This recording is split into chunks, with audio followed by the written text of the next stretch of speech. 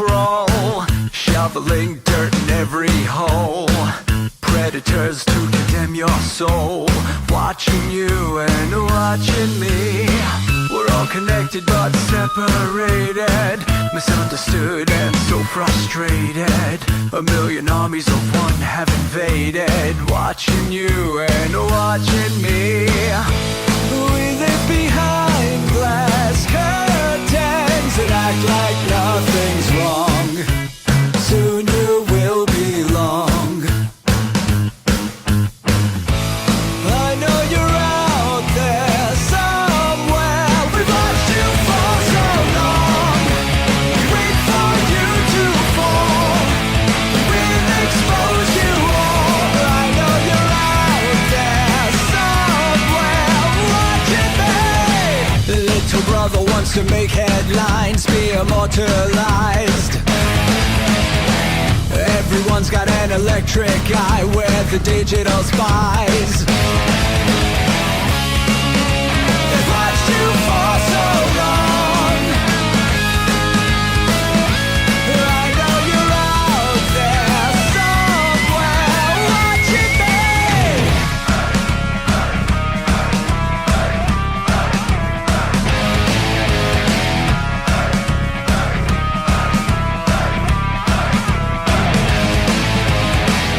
We the people have taken over.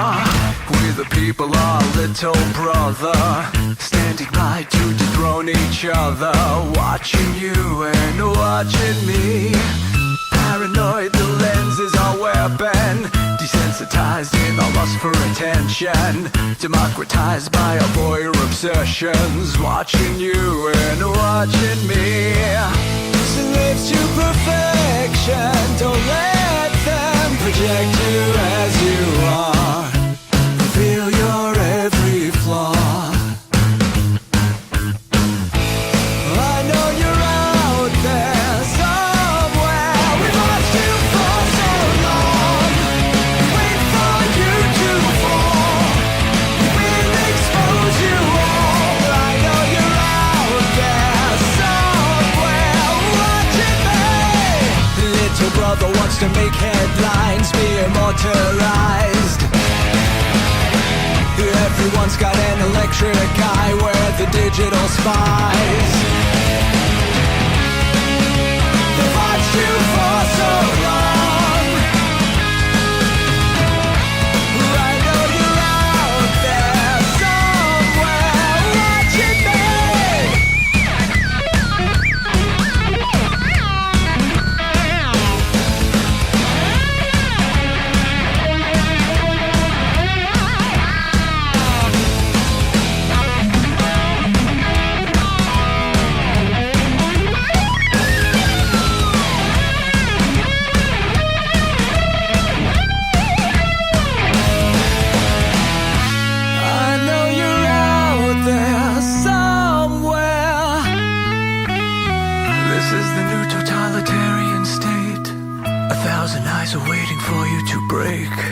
Stay in line, don't make a mistake. We're watching.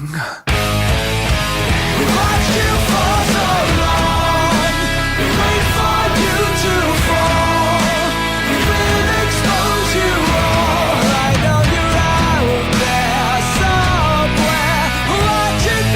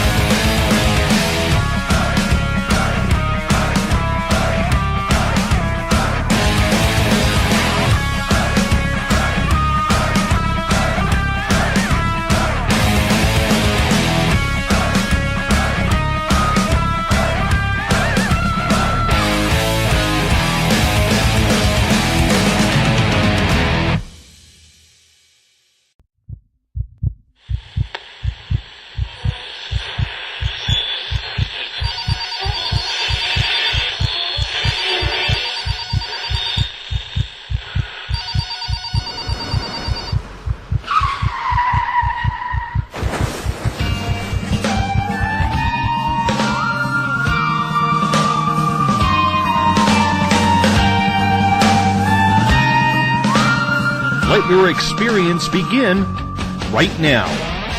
From high atop the mountains of British Columbia to you listening around the world, this is Spaced Out Radio. You can follow us on our website, spacedoutradio.com, on Twitter, @SpacedOutRadio. Give our Facebook page a like, Spaced Out Radio Show. You can follow us on Instagram, Dave Scott, SOR, or on our YouTube channel, Spaced Out Radio Show.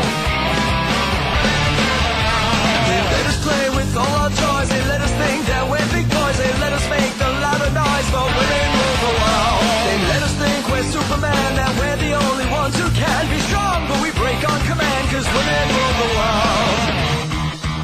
Buckle up, space travelers. It's time to go for a ride as we are live on Spaced Out Radio.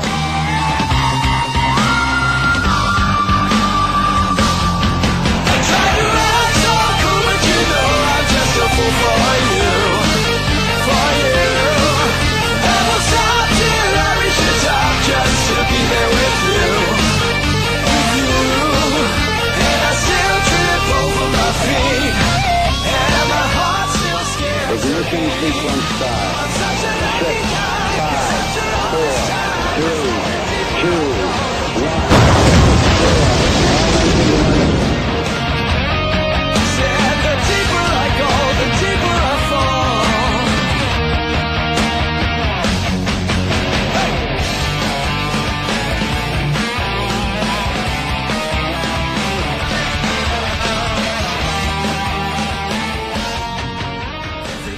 Good evening and welcome to Spaced Out Radio. Tonight I am your host, Dave Scott. Good to have you along for the ride as we broadcast to you all around the world, wherever you are on this planet we like to call Earth. It's a good time every night around here, and we want to continue it on this Tuesday night, early Wednesday morning if you're on the East Coast, because we are broadcasting live out of Uncle Jimbo's cabin right here, right now. Normally it's the Great White North, but we've got this heat wave going on that I don't really appreciate, man. I really don't. I want some snow, and I know when it finally comes, it's going to come hard. Hello, hold on one second here. Let's welcome in everyone listening in on spacedoutradio.com, on Spreaker, on the United Public Talk Radio Network, the High Plains Talk Radio Network, and on Revolution Radio. We do this thing every night of the week as we rock in and out of every show, thanks to the resident guitar god of SOR, Mr. Ron Bumblefoot THAL, formerly of Guns N' Roses. Yes, Bumblefoot is the official sound of SOR. Also, you can check us out on Twitter at Spaced Out Radio. Give our Facebook page a like, Spaced Out Radio Show.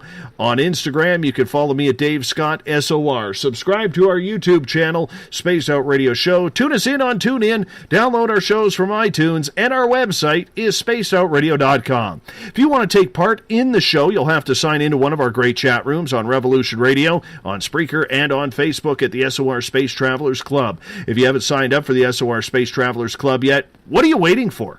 It's only $5 a month, and with that, your name gets entered into monthly prize draws. You get access to private group interviews, access to a special section on our website, and much more. Hey, we're going to give you a hell of a lot more than just access to our archives. Well, on our website, you can read up on my latest blog, check out Eric Markham's SOR Spacewire for your latest and weird news. And if you've had an experience you can't explain, just head to our website and fill out the SOR Sightlines report. Our researcher, Mike Schmidt, is ready to find out what's going on. All your personal information is 100% confidential. At this time, we want to say hello, how are you to everyone listening in on the United Public Radio Network on 107.7 FM in New Orleans, and their listeners from over 160 countries around the world. Thank you for allowing Spaced Out Radio to come into your homes, your cars, or wherever you may be listening. And if you're listening in on Revolution Radio, the Double R machine is ready for you. Do us a favor, take the time to visit freedomslips.com and donate today. Before we even get started tonight, if you follow me on Facebook, I put out a pretty simple message today. It read, "My favorite part of Spaced Out Radio is..." I put it out there because I am always looking at ways to improve this show and what works and what doesn't. And let me tell you, it was a post about trying to keep things fresh. But the responses to the question startled me. You know, honestly, my space travelers, I'm not used to compliments. It wasn't supposed to be about me, except your compliments kind of blew me away today. And in a way, it was actually quite hard to read because all of you were so warm and affectionate to me and what I do. And then you wonder why I refuse to take a night off. I gotta do this. I'm doing this for all of us. So I wanted to take the time to all of you who responded and publicly say thank you for helping me and being a giant part of everything we do on a nightly basis right here. This show is about you, and I'm humbled greatly by all of your words of kindness and admiration. Like I said, I didn't expect it. So I want to say from me to you, thank you for believing in me as your nightly host, James on the weekend, and what we do on Spaced Out Radio. Let's grow this thing bigger together. I'll put in the time if you promise me you'll help spread the word. And together, we can take over the night. I am greatly appreciative to all of you. A plethora of thank yous to all of you for your kind words today. Very, very humbled from the bottom of my heart. Thank you so much. Now, to tonight's topic. And it's a strange one indeed, because Boston is one of those American cities that is so historic. From the Boston Tea Party all the way up to being the city of champions in recent years when it comes to sports, and me being a sports guy, you know I'm going to bring that up. Beantown has played a huge role in North America's landscape, but like all metropolises, it has its hidden and underground secrets, like murder, deceit, and mysteries that have left dozens of families wondering what has happened to their loved ones. You see, Boston's vanishing men seem like utmost citizens who seem to just lose their marbles in public and disappear, only to be found dead or just gone for good. No one knows what's happening. The police are baffled. So the theories are out there. Is there a calculated murderous rampage going on since 2003? How many victims truly are there? Why do these men, the majority in their early 20s, just seem to vanish or end up dead? Elise Soper, otherwise known as the Cryptid Antiquarian, joins us from Boston tonight. She's been following this story extremely closely. She sees the mystery, but isn't so sure it's just a serial killer making his or her rounds when the bloodlust sets in. Is there something paranormal to these disappearances? We're going to find out tonight. Elise Soper, welcome to Spaced Out Radio. Good to have you with us to talk about this story. How are you? I'm quite good. Thank you, Dave. Thanks for having me tonight. You know what?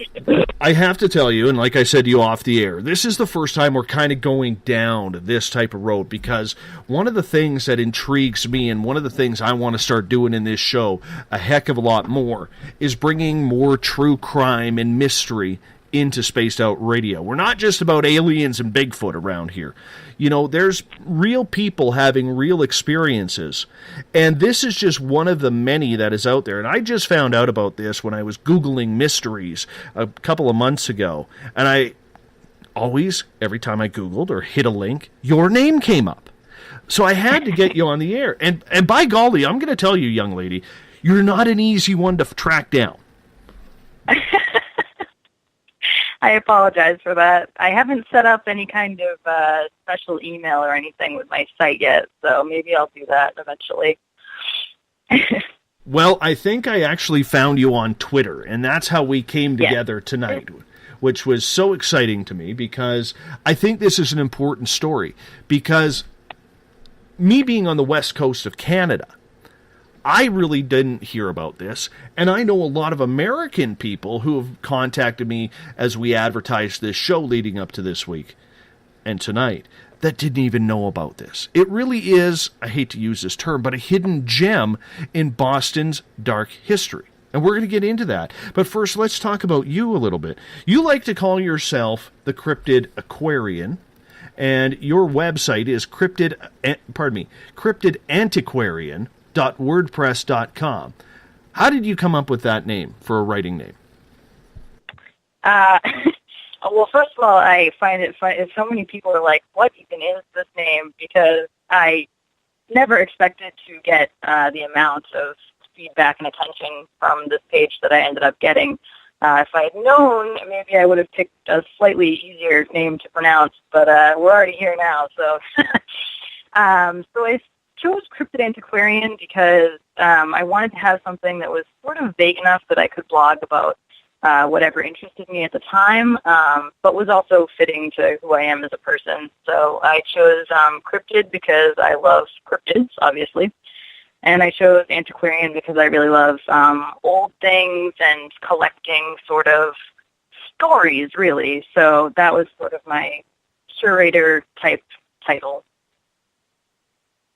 And you know, it's one of those things when you develop a pen name, you got to run with it. Because all of a sudden people start looking for you. And you can't change it now, can you? Yeah, nope. I definitely think it's unique, though, so I think that that's definitely a good thing. And I have people who just sometimes call me cryptid and stuff like that, so that works too. So, you like your cryptids, and of course we talk a lot of cryptids on this show, and before we get into whole mass murder and everything like that, let's get into what you're all about. Are you a Bigfoot lady? Are you a gnome person? Because I hate gnomes, damn it. I hate the damn gnomes. I really do. Yeah, I've just been very interested since I was really a child in just any kind of cryptid or supernatural, paranormal, ghosts, extraterrestrials, all that kind of stuff. I've always been very, very fascinated by. So I've read a lot about it. Pretty much any book I could get my hands on over the course of my life. Me too. I have to tell you. Gone searching and stuff. I have to tell you, my dear, it is one of those really cool experiences when you actually see something with your own eyes for the first time. It's so unbelievable and so unreal that here you could have a Bigfoot or an alien standing right in front of you and you're rubbing your eyes because your mind cannot comprehend what you have seen. Have you had any weird experiences like that? I have actually, yeah. I've seen a few possible ghosts, I guess. So as a child, I was always like, I really want to see a ghost. And then, like, I feel like I finally saw a ghost, and I was like, oh, God, that was really scary. I kind of wish that hadn't just happened. But it's exciting and also unnerving to finally actually see things with your own eyes because it finally really becomes real, I think. Well, we have to hit you up. You have to tell us a ghost story at least. Was it Paul Revere running through the streets yelling, "The British are coming"? Were you sipping on coffee instead of tea? No, wasn't that specific. I was at my friend's house when the real intense one happened, and I woke up in the middle of the night, and there was just a little boy standing like in front of me where I was sleeping, and he wasn't glowing per se, but he was sort of like emanating his own light source almost. It was weird. Like I would never have imagined describing anything like that before. But and he was just standing there staring at me and kind of smiling. And I was, freaked out, obviously. So I just kind of like closed my eyes like, please go away. Let this just be a dream. And then I opened them again and he was gone. So I was like, okay, maybe it was just a dream, even though it didn't feel like one. I ended up talking to my friend about it the next day, and she got back to me and was like, so it turns out a young boy actually was killed in front of our house, hit by a car back in the 60s. So that could have been him. I think it's the worst to see children. My first paranormal ghost that I ever saw was a young girl as well, maybe 2.5, 3 years old. I thought it was my daughter. Until I realized when I was sleeping on the couch, I had fallen asleep on the couch that night, and I realized that my daughter, who sleepwalks, I remember her coming down the stairs, and then when I looked on my arm, she was cuddled in on me. And I'm like, that ain't my daughter. It was that freaky. So I did what any man would do. I rolled over, I threw the covers over my head, and when I caught my breath and pinched myself to make sure I was still awake, I actually took a deep breath, rolled back over, and the little girl was gone. It happens that way, though. I feel like that's actually kind of the funny thing about having some sort of an experience like that is you don't necessarily react the way that you would expect that you or someone would react. A lot of people are like, oh, I can't believe you didn't, scream or something. And I'm just like, no, I just kind of, closed my eyes like, oh, boy. I know the feeling all too well. Just wait until aliens arrive. Then you're going to get really screwed up. Because them aliens, they just screw everything up. They don't have good timing. I'm going to tell you that right now. They do not have good timing at all. In fact, I remember back in April of last year, I actually had an extraterrestrial appear at my window while I was broadcasting this show. My gosh. Yeah, that was a little bit odd and hard to take. And invite him in to be a guest. I tried. You know what? On the 1-year anniversary this year, I invited him back. I did everything my psychic and intuitive friends tell me to do. I put the energy out there. Say, hey, come on in. Come on, I'm waiting for you. And he no-showed on me. He no-showed. I was hurt. But I'll tell you, I mean, literally, I mean, on a serious note, when that happened to me, we were literally, I'm going to say, 8 feet away. Ugh. Yeah. That one caught me off Something guard. about aliens scares me, I think, more than ghosts. Because at least ghosts theoretically used to be humans. So, but aliens, we don't really know what their deal is. Yeah. Yeah. You never know if they're having a bad day or not. That's the troublesome part. Hard Yeah. It is. You know, I mean, and they don't fill you in either. They just don't fill you in. You know, they're not popping by for coffee or stopping by to say hello. It's just not right. Anyhow, when you started writing your blog, The Cryptid Antiquarian, did you think it was going to take you along a path of mystery the way it has? Yes. I started writing about mysteries pretty early on. Like, for instance, one of the things that I knew right when I made the blog that I wanted to cover was the Dyatlov Pass incident in Russia, where the hikers mysteriously died. Yes, very much so. I heard about that a few years ago, and I was very, very interested in that. So that was definitely something I was focusing on from the start. What got you interested in the Dyatlov Pass? I think I've read about it in a book, but I don't actually remember what I first where I first found it. But then I started to research it online, and I actually read Donnie Eicher's Dead Mountain book about it too, which was very, very interesting. What captivated you about that story? Because I think for a lot of us here, and I can tell you this, that's probably been one of the most hardest stories for me to try and track down someone to come on air with it. But what really attracted you to that one? I'm just always interested in things that don't have a clear-cut answer, but have many possible answers. I've always been very interested in sort of solving mysteries, and obviously this kind of seemed to cross over with the whole interest in the paranormal that I had, with people, you know, deducing that it could have been, you know, a Yeti or aliens or even sort of government conspiracy sort of ideas. So that was probably what initially drew me in, and then actually learning a lot of interesting science behind the things that probably happened to the hikers was another reason that I actually really enjoyed researching it, because if there's one thing that I always try to get to the bottom of, it's the truth. No matter what that may be, I like to have a very open mind about things, so I'm always looking for the truth in the mystery. And I never try to, you know, glorify things or go crazy about things, and if something doesn't actually point to something supernatural, I'm the first person to be like, okay, that's fine. I'm happy to learn the science behind it. The one thing that I found so intriguing about that whole mystery at Dyatlov Pass was the injuries. I mean, no outer marks, and yet the inside is absolutely ruptured. Like, a 1-ton brick fell on top of people, tongues ripped out, eyeballs gouged, the look of fear on their bodies that was just the fear of death happening. I mean, there's so much intrigue in regards to that.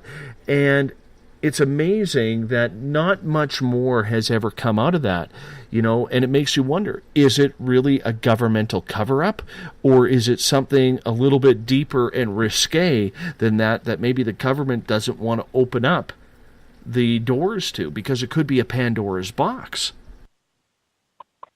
Yeah, I mean, so the Soviet Union and Russia kind of has a long history of not liking to open up about things, and especially if those things make them look bad. So I think a group of young, fit, in their prime hikers being brutally killed somehow on their watch probably wasn't a thing that they really wanted to be going out, especially when it was sort of around the beginning of, like, the Cold War and all that. Whether it was something they caused, I don't believe that we'll ever know at this point. I think all you can really know for sure is that whatever happened to them was obviously very traumatic and probably a very, very awful way to go. Definitely, indeed. So I'm curious, in your mind, what do you think it was? I do think so far the answer that seems to sum up the most is the same one that Donnie Eicher had in his book, which was the idea that somehow basically a storm kicked up and caused infrasound, which basically causes anything from, intense fear to nausea in humans, and cause them to run outside for some reason. And possibly the injuries could have been caused by falling down a ravine, although I'm still not confident that completely covers that line, so there's definitely room for speculation on that one. But basically, something definitely made them run out of tent fear, and I don't feel like it was a physical creature. So I definitely don't go the route of Yeti or anything like that. I don't know. I'm still leaning towards Yeti or aliens, one of the two. It just seems much more fun. No, that's true. Well, there wasn't any footprints outside the tent to make me think Yeti, but aliens don't necessarily have to leave footprints, I guess. So. Well, who knows? We all got to try and figure it out. And one day, hopefully, that mystery just happens to come on through, because it will be a little bit more intriguing to find out the true story of what is going on. And hopefully it happens in our lifetime, because that would be kind of cool. I'm always here for the truth. Exactly. So let's focus more on this side of the water here as we start to talk about what has brought you on tonight. And like I said in the intro, Boston has such a rich history and is such a big part of the formation of the United States of America that it has this symbol of prestige that comes along with such a hard-working type of community. It's real blue collar, but it's something that is just... Oh, how can I put it? People like to win. They want to be the best. And I have to say, it kills me as a Yankees and a Canucks fan. It really does. Because you've got us both over the last couple of years, especially in 2011 when you won the Stanley Cup. Damn you!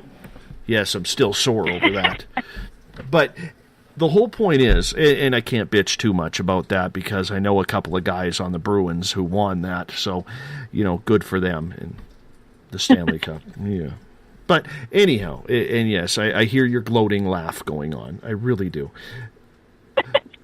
But every major metropolis has its dark secrets. So for our listeners who aren't too familiar with the Vanishing Men of Boston, I would love it if you could fill us in on when this started. Right. So I can't say for positive when the actual men began to go missing yet. I'm still sort of digging back in the files, and right now I'm sort of limited due to time and ability to just finding things through the internet. I haven't managed to go get any, hard archives at the Boston Public Library or anything yet. So right now, I think the earliest case that I have is actually from 1997. But basically, I started getting interested in this because I had been reading a lot about a lot of David Paulides and everything, and cases of people going missing. And I started to see the same pattern that I was seeing in all those other cases happening right in Boston. I was noticing stories of men who were out having a good time with friends and then somehow would just always end up getting separated from the friends and turn up dead months later in the water. And it was a pattern that I kept seeing repeated over and over again over the course of my research. And then it happened pretty much simultaneously to me starting to research. The first person to go missing during my research was Dennis, and he was a Northeastern student. And he was all over the place. I work actually not too far from Northeastern, so I was seeing his missing posters all over the place. And I passed them every day, and I just got really sad looking at them, wondering what had happened, where he could be. And I just got this really bad feeling that it was going to end the same way for him as it did for all the others. And sure enough, a couple months later, he was found in the water. And then not long after that, Zachary Marr went missing. And I remember turning to my friend and saying, he's going to be found in either the harbor or the Charles. I'm telling you right now. And sure enough, he was. So basically, take us downtown to where this is happening. And I do have one question for you. Are you on a headset right now? I'm on a phone. Okay. It just seems to be a little distorted at times, but that's okay. We'll trudge on here. That's okay. Might be the Skype. Who knows? Anyways, take us through the part of Boston where these events are happening. So most of them are happening. Definitely the biggest cluster of these events is happening sort of in the financial district area and near TD Garden, actually, which is ironic that you brought up the Bruins because they sort of play kind of a weird part in one of the cases. So basically in the busiest central part of Boston, right along where the harbor connects the Charles River. So for people who have never been to Boston, this financial district and where this is taking place, is this kind of a yuppie type area where, good, hardworking, successful people hang out, or is this an area where everybody kind of comes out to play en masse? So Boston's kind of a funny city where it's not very big, and, people joke that you can be walking through one of the richest parts of Boston, and then you turn a corner and suddenly you're in a really shady area. And that's pretty true, honestly. It's kind of all right next to each other. There's not a lot in between, not a lot of varying degrees. So it's a little bit of both. There's definitely quieter areas on the outskirts around TD and everything like that along the Charles, but it's a pretty busy area. And it's definitely got a lot of nightlife going on. It's got a lot of pubs, bars, clubs, stuff like that are particularly busy on the weekends. So would you call it a party town? Would you? And the reason why I'm asking, I'm actually building to something here in regards to this. Would you call it a place where there's a huge, grandiose nightlife where people are hanging out, partying, whether it's on the weekend, whether it's during the week, much like Vancouver is without the hockey riots? Is it just a good place to be?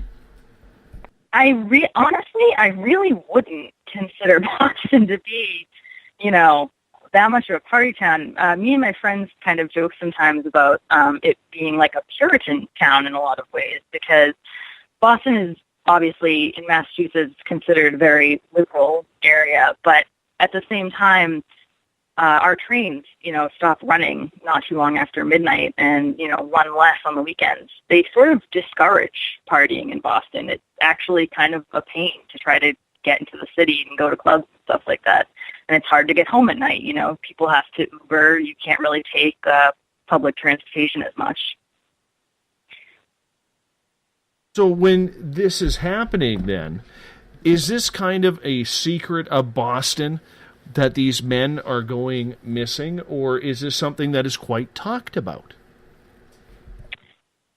So, well, now it's definitely not a secret.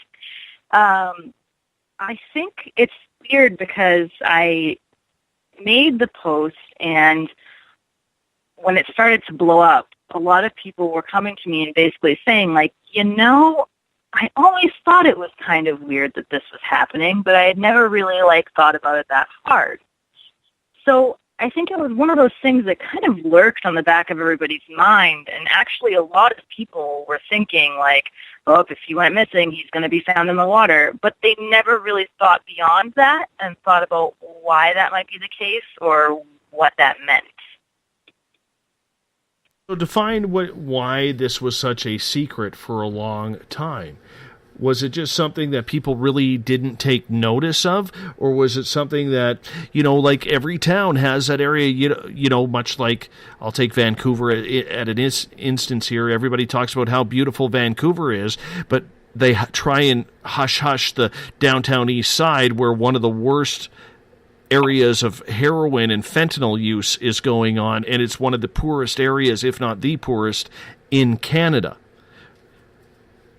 So I guess what I'm asking is, was this, one of those things that was swept under the rug that was actually happening, whether it was by the local government, the municipal government, the police?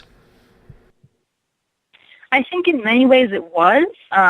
But the interesting thing is, I think one of the reasons it wasn't immediately concerning to people is because the deaths were pretty much very quickly blamed on the victims themselves in some way. There was never really a moment where the police were concerned that there was, muggings occurring, or that it was drug-related, or that there was any kind of murder or anything going on. It was really just the police told everybody almost right away, yes, it was just another case of a young man getting drunk and falling into the water. And they were spaced out just enough that people weren't really suspicious about it. We'd only get 1 or 2, maybe 3 a year. So how often is this happening? It's hard to say because as I'm doing the research, the only cases, certain cases get a lot of recognition and a lot of media coverage, and some don't get any at all, even if they have very, very similar MOs, stuff like that. I'm not totally sure why that is yet, why certain things end up just being in the media more. But I do know that there's also many, many cases of people who aren't as popular, or homeless people who also go missing and end up in the water that people don't really talk about. So those could be related, but it's very difficult for me to find out because there's just no information out there about them. Using the cases that I currently have, there's about 2 or 3 every year. Sometimes more, almost never less than that, though. So, describe the gentleman who would be taken. Is there a pattern that we should be looking for? Is there something that is familiar that we should be looking for? Fill us in. Definitely. So, for pretty much every case, and this is one of the things that whenever I see a new case, I immediately, whenever a young man goes missing in Boston, I look it up immediately. And certain things stick out as red flags for me that start to really make me nervous. One of them is athletes, people who are very active. Another one is people who are very, very intelligent. A lot of these men had master's degrees. A lot of them were engineers. there were chemists, there was a biologist. It's incredible the level of intelligence that a lot of them have. Most of them aren't, just like high school grads out partying or something like that. Most of them are college-aged men who are doing really well in school and have been and have very, very bright futures. I've heard it described by others as it's almost like taking some of the best and brightest.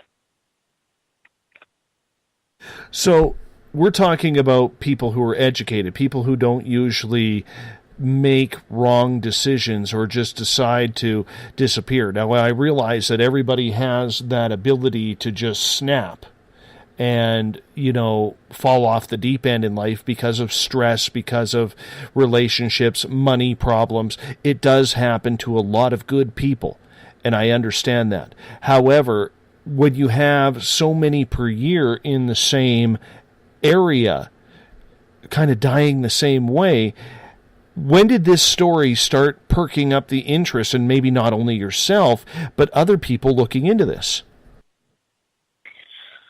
Well, I think the interesting thing is that it was partially noticing that most of these men, they were very smart. There didn't really appear to be a logical explanation for what had happened to them.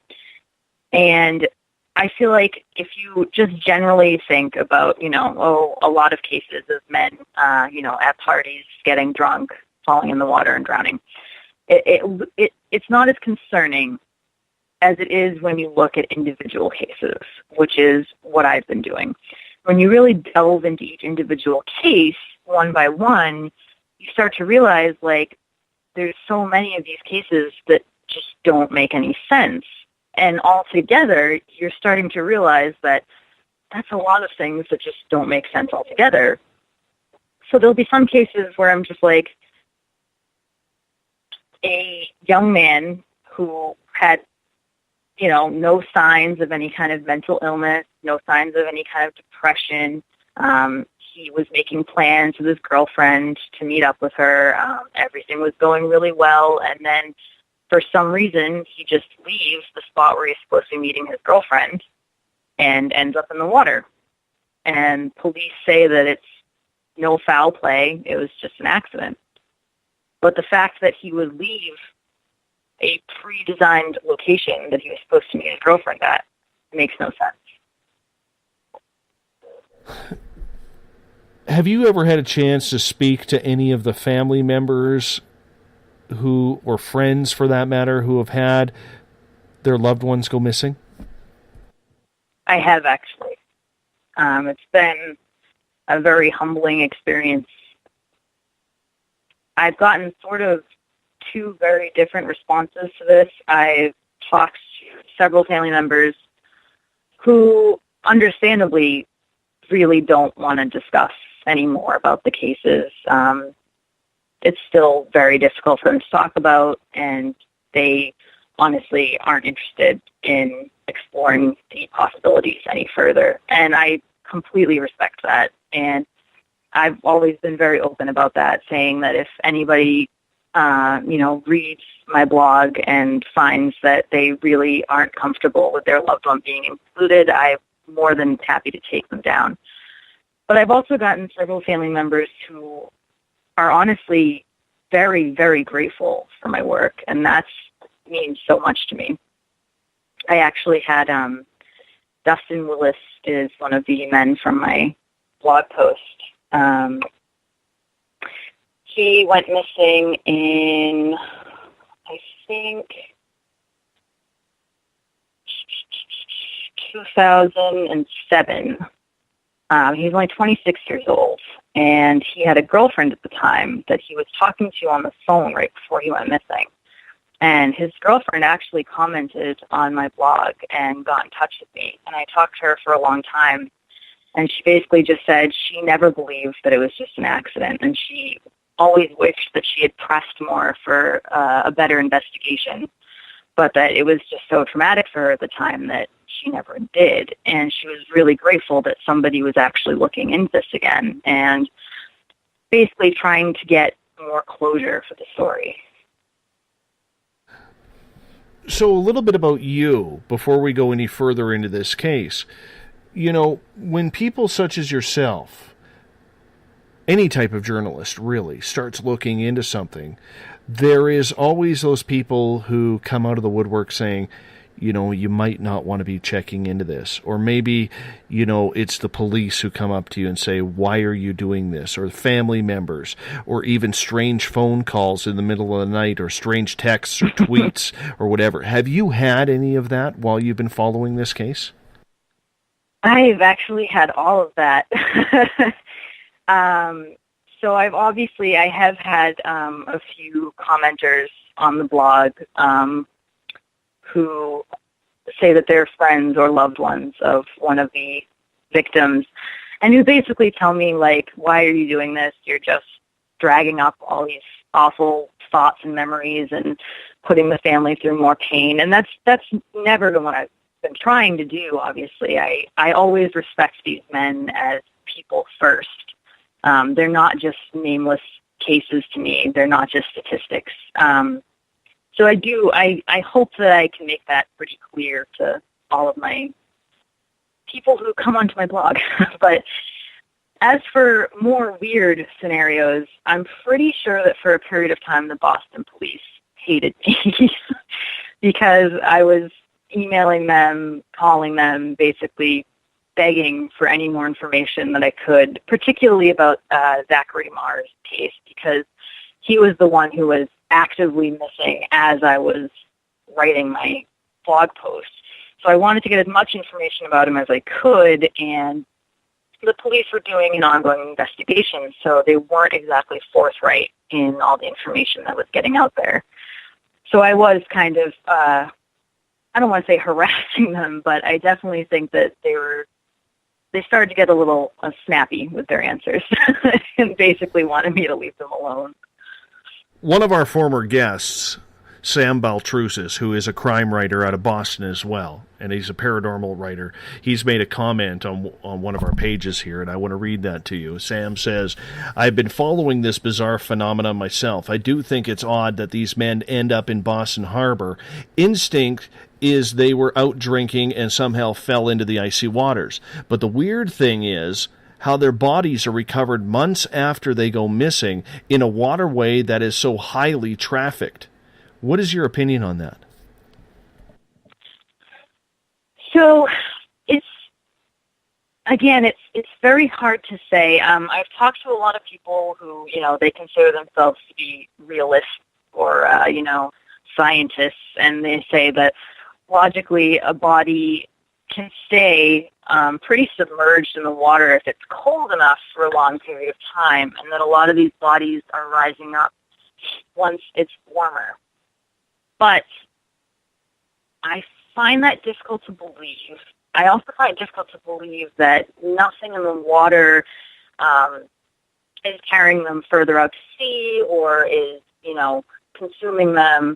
Stuff like that I find very difficult to believe. And I also think it's kind of strange that they almost always end up pretty much exactly where they went in, even though there are oftentimes very intensive searches of that water where they went in. Like, for instance, Zach Marr, they had video of him going into the water, basically under Zakim Bridge, and they searched that area for quite some time with divers and all kinds of sonar and stuff like that, and could not find him for a significant amount of time.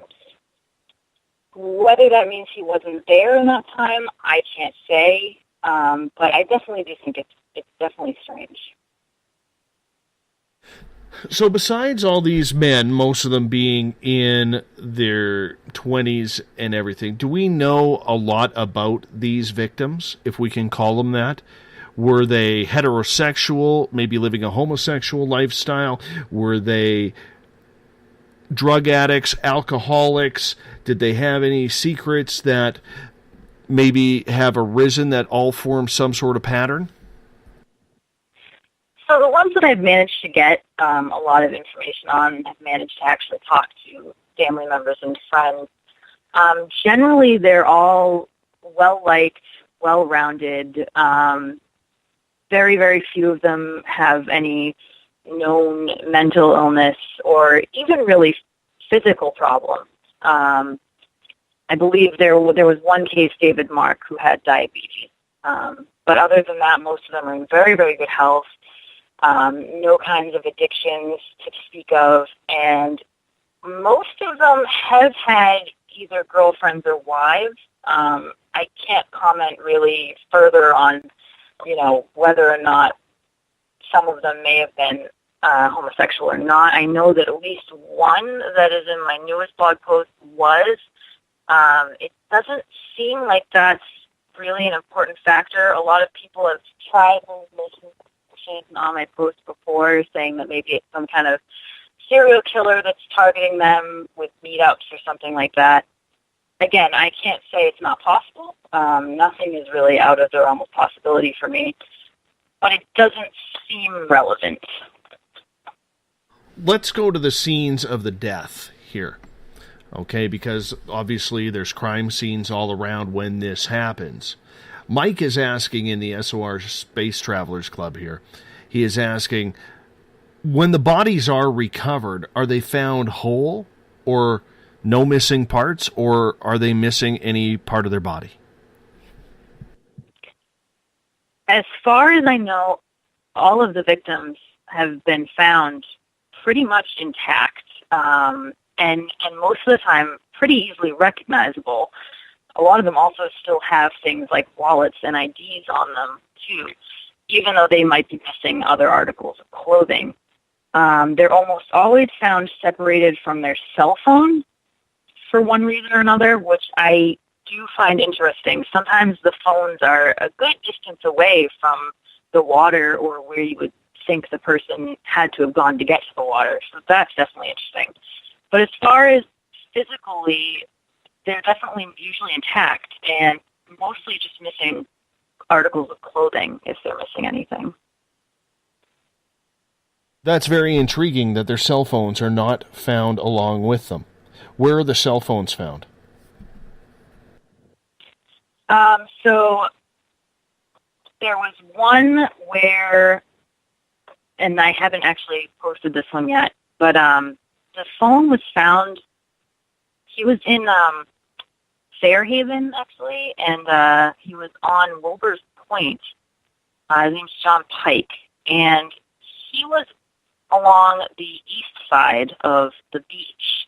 His phone was found almost a mile away on the west side of the peninsula.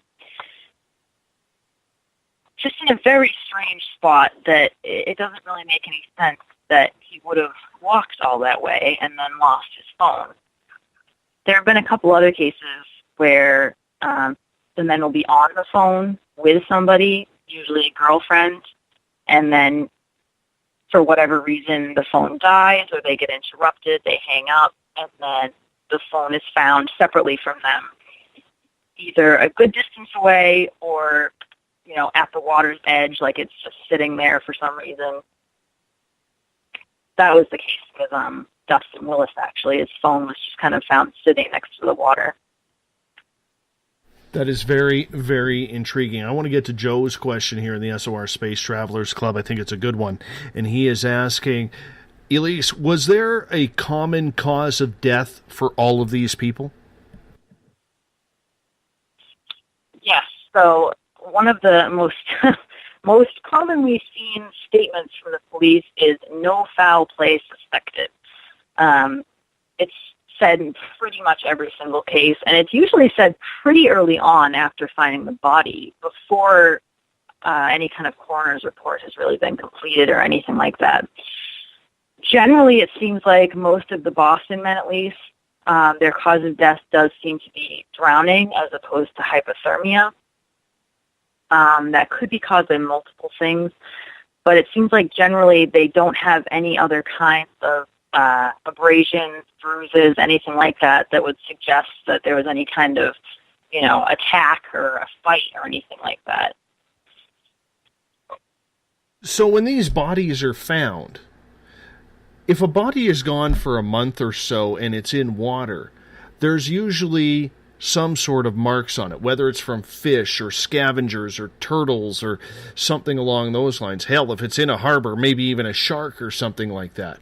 But if they're not there, and you're saying there isn't much markings on the bodies when they're found, what do you think is happening to them?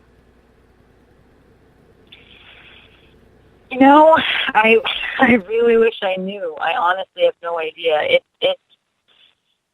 It's strange because it does seem like they are in the water for that period of time due to, the other signs on the bodies, but it doesn't seem like they're being affected by anything else. So it's almost like they're sort of frozen in time, or almost like they're in some kind of an alternate state when they're there.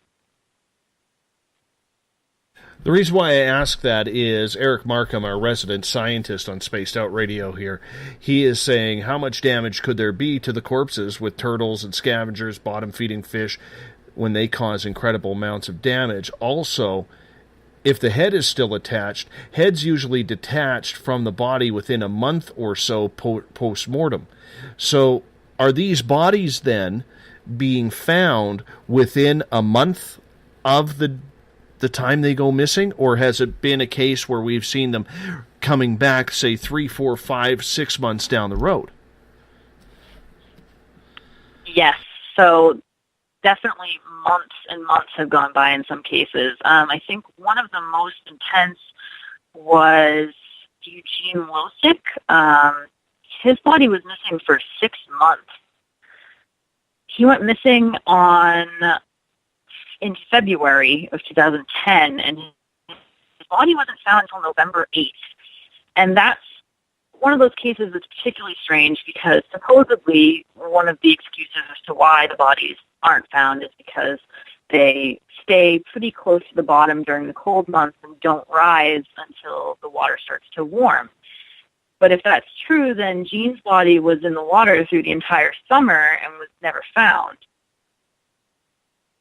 So where it was in that instance, I don't know. Some people try to say that it was, stuck under a dock or something, but if that were the case, I can't understand why things wouldn't have devoured it at that point.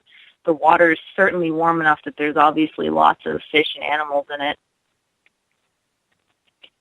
So, Trip is asking, and we only got about 4 minutes before we have to go to break here. Fast hour. I told you this would go fast. Trip is asking, were there any signs on any of these men of robbery, maybe bank account fraud or bank account activity, anything stolen from them? Absolutely none. Which some of them almost seem like it would make more sense if they were like a textbook mugging.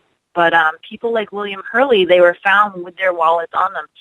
None of these men have had any of their bank accounts had any money from any of their bank accounts withdrawn. So it's very clear that nobody's stealing anything from them. They all still have, any expensive watches they might have had on them, and all their wallets, money in the wallet. So it's very interesting. It definitely doesn't appear that if it is a human murderer, that there's any kind of monetary motive for this.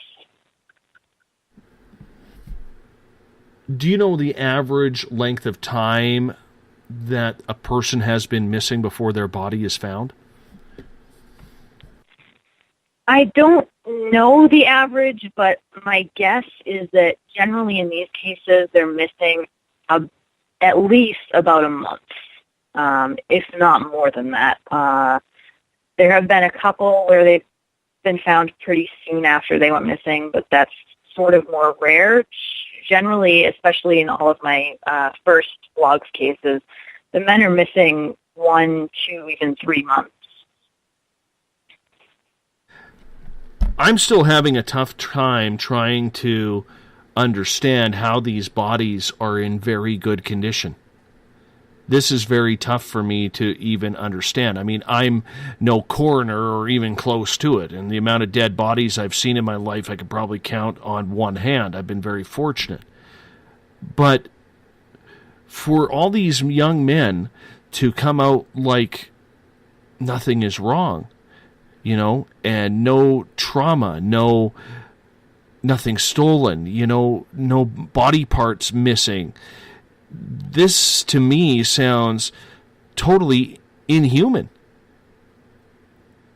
Yes. So the interesting thing in these cases is, in some cases, for instance, I did a post on the Elise Lamb case. I actually managed to get my hands on her autopsy report, and I read the whole thing and went over it. When there's not a criminal investigation ongoing, in a lot of instances, police will release autopsy reports to people who ask for them. Sometimes they'll charge a small fee, I believe. But the police in these cases refuse to give anyone anything, basically. So I can't really be positive that there wasn't anything mysterious or missing or any kind of damage to any of the bodies. I can only really go by what the media tells me. They imply that all the bodies are, completely fine, essentially. But there is the possibility that there is more damage to them. I'm not positive. The police really aren't willing to talk about these cases. To an extent, I understand trying to protect the family's privacy and such. And on that note, I'm going to get you to hold on. We're going to step out for a break here.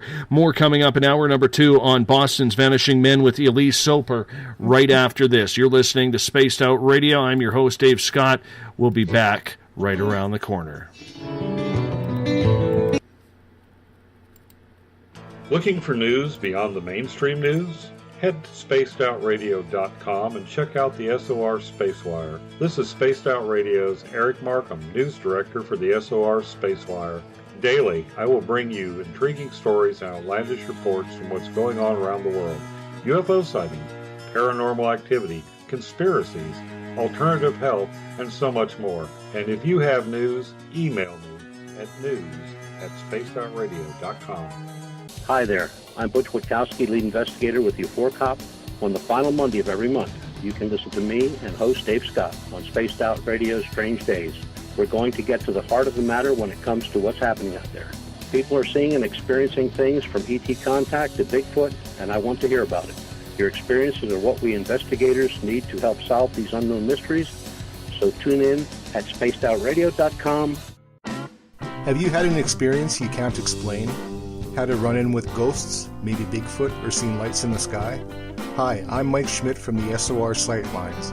I'm here to investigate your sighting. Head to spacedoutradio.com and fill out a report on the Sightlines. All your information is 100% confidential, and I will help you figure out what you've been seeing. File your report, and let's find out the answers together. Visit purpleplates.com today. For over 40 years, the Purple Energy Plates have been delivering amazing results for their many customers. Inspired by the great genius Nikola Tesla, the harmony, healing, and energetic effects of the plates have proven over and over to be beneficial and often miraculous to thousands of customers. With their money-back guarantee and the many benefits, how can you afford not to get one? Check their site for daily specials and choose from their many energy products. You won't be sorry. Visit them today at purpleplates.com for mind, body, and spirit, and expect a miracle. Strange creatures lurking in the night, the sounds of wood knocking in the forest, odd happenings right out of a fictional world. These are the reports I love. Hi there, this is author Ronald Murphy, and I would love it if you join me and Spaced Out Radio host Dave Scott the second Wednesday of every month on our journey into the unknown land of cryptozoology at spacedoutradio.com. From Mothman to Frogman and everything in between. Hey, they don't call me the crypto guru for nothing. Are you interested in advertising on Spaced Out Radio? Head to our website at spacedoutradio.com and click on our advertising tab. There, you will find an assortment of ways you can get your product out there with us, from radio commercials to banners and social media. Have a product you like our hosts to endorse? We can do that too. Visit spacedoutradio.com for more details. From British Columbia to Northern California, Pacific North Weird has Cascadia covered. Check out our feature videos at spacedoutradio.com, where I, Vincent Zunza, and my super sleuth partner Alexandra Sullivan track down the weird and strange stories from around the Pacific Northwest, from Bigfoot to Mel's Hole and everything in between. This is what makes life exciting. So why report the normal when we can report the Pacific North Weird right here at spacedoutradio.com. Oh, there's only one way to rock. Loud and proud. In high definition. Radio 702 rocks. Las Vegas. Have you ever had an extraterrestrial experience? One you just couldn't explain? Well, maybe I can help. Hello, I am Samantha Mullet. On the second Tuesday of each month, I will join Dave Scott on Spaced Out Radio to bring a human aspect to ET contact. It's something I've lived with my entire life, and I'd love to help you understand. Let's share our experiences. The ET Experience, the second Tuesday of each month, only on Spaced Out Radio. Hi there, this is Jolene with Rivulet Reiki and Readings, and I want you to relax. Let me help you chill out and get in touch with your body, mind, and soul. In this busy world, sometimes we need to let go, and this is where I can help. Visit my website, rivuletrndr.wix.com/rivuletrndr. Every Saturday and Sunday night, as Dave Scott wanders aimlessly in the wilderness, you can come hang out with me, James Tyson, in Spaced Out Weekend. Starting at 9 p.m. Pacific, midnight Eastern, I'll take you along as we talk with some of the best experts in their fields. SpacedOutRadio.com is the place to find us. So sit down, relax, put your feet up. Enjoy the topics like the paranormal, supernatural, intuitiveness, and so much more. Hope to see you there. Hi there, this is your psychic medium, Joanna, and I would love it if you would join us every other Sunday on Spaced Out Weekend. With host James Tyson, we'll bring you personal psychic messages on two mediums and a large. Questions about love, life, career changes. We would love it if you would come and join us live. Call in and listen in for the experience. Allow us to open the doors to your other side. Two mediums and a large, heard only on Spaced Out Weekend at spacedoutradio.com. Would you like to become one of our space travelers? All you have to do is click on the Space Travelers icon at spacedoutradio.com. For only $5 a month, you can get access to some great prizes, as well as private monthly shows, newsletters, and a members-only section on our website. Become a space traveler today.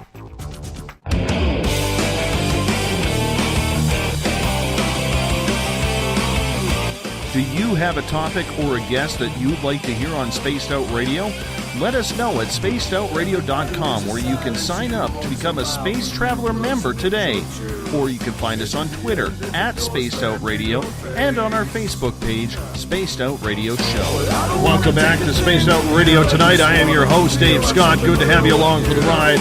Tomorrow night on the show, we are getting back into the cryptid world. We're talking Bigfoot. Author Edie Kaito from Indiana. She's an Indiana Bigfoot researcher. She will be back on the show tomorrow night with her intriguing findings on the big hairy beast we call Sasquatch. 9 p.m. Pacific, midnight Eastern Time, if you want to tune in at spacedoutradio.com. We want to say hello, how are you to everyone at the United Public Radio Network, live on 107.7 FM in New Orleans and 160 countries around the world. Thank you for allowing us to be part of your daily entertainment. If you're listening in on Revolution Radio, remember it is a donation station financed by you, the valued listener. Visit freedomslips.com and donate today. In the SOR Space Travelers Club, Bill Cardwell has set the password ineradicability. Ineradicability is your password for tonight. Space Travelers, make sure you use it well. You know what to do with it. If you're not a space traveler, well, you got to sign up for the club on spacedoutradio.com in order to use the password on a nightly basis. If you want to follow us on social media, you can do so at Spaced Out Radio on Twitter. Give our Facebook page a like, Spaced Out Radio Show on Instagram. I can be followed at Dave Scott SOR. Subscribe to our YouTube channel, Spaced Out Radio Show. Tune us in on TuneIn. Download this show and others on iTunes. And our website is spacedoutradio.com. While there, you can check out some really cool features that we have for you, including the SOR Space Travelers Club. You sign up for that, your name's getting entered into monthly swag draws. You can listen to Mr. Ron Bumblefoot THAL, formerly of Guns N' Roses. He is the official sound of this show. Check out the SOR Space Wire, my latest blog, and, of course, if you've had a weird experience you can't explain, Mike Schmidt at the SOR Sightlines Report is waiting to hear from you. Tonight we are talking with the cryptid antiquarian Elise Soper. She has been investigating over the last little while of missing men in Boston. They just vanish. They show up dead. It's a weird story, and something is going on. And we bring Elise back into Spaced Out Radio now. Welcome back. And we are going to have to reconnect with her because Skype dropped her call. So let's bring Elise back in here. 1 second. You're going to hear some ringing here. Gotta love Skype sometimes. Gotta love it. That's okay, though. We're going to get her back. And there she is. Skype dropped her call. I apologize about that. And I gave you a big intro, too. That's okay. That's okay. So, Elise, we bring you back in now. And we're talking about, right before the break, about public information. The police really aren't saying anything. The public is very, very distraught about what is happening because they're starting to recognize a pandemic here. And yet there isn't much information to go on. You can only research what you were finding in the papers. The police aren't giving you anything.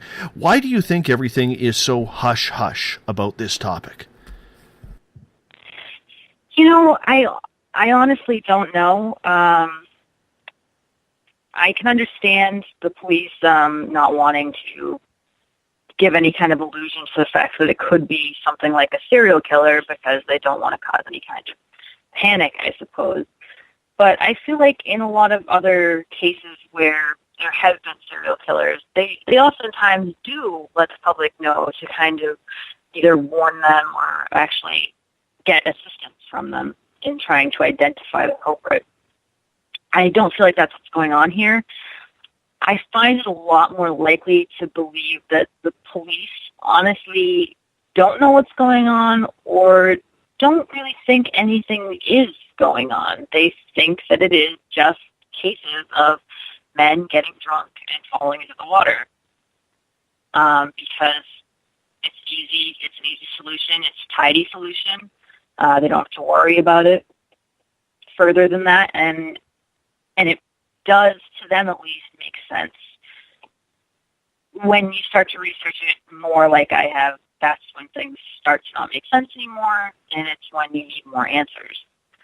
A similar thing actually has been going on in La Crosse, Michigan, and it actually got to sort of a boiling point there where a lot of the townspeople were starting to get very upset. They were almost to the point of rioting, asking the police what was going on, why this kept happening, whether it was a serial killer, and why they weren't stopping it. The only way that the deaths ended up going down at all in La Crosse, and they were quite high for a period of time, was they set up sort of guards along the water to keep an eye on people, to make sure that nobody got too close if they were inebriated, and a lot of this stopped. I will say that they did end up saving a few men who were just drunk and fell in the water. But I feel like the number does not add up to the number that you were originally seeing losing their lives in La Crosse. So I think it is a good way to stop deaths happening. I don't necessarily know if I believe that setting up guards is a full solution to whatever the problem might be, but it's at least a start. Going back to another question in regards to the cell phones, Mike is asking, if there is a killer on the loose, do you think that killer may get rid of the cell phones because of possible tracking? It's definitely possible. There's been a lot of these cases that involve some really interesting, bizarre things with cell phones. So obviously, cell phones are a relatively new invention, and, you know, in some of the earlier cases, you don't see anything regarding them.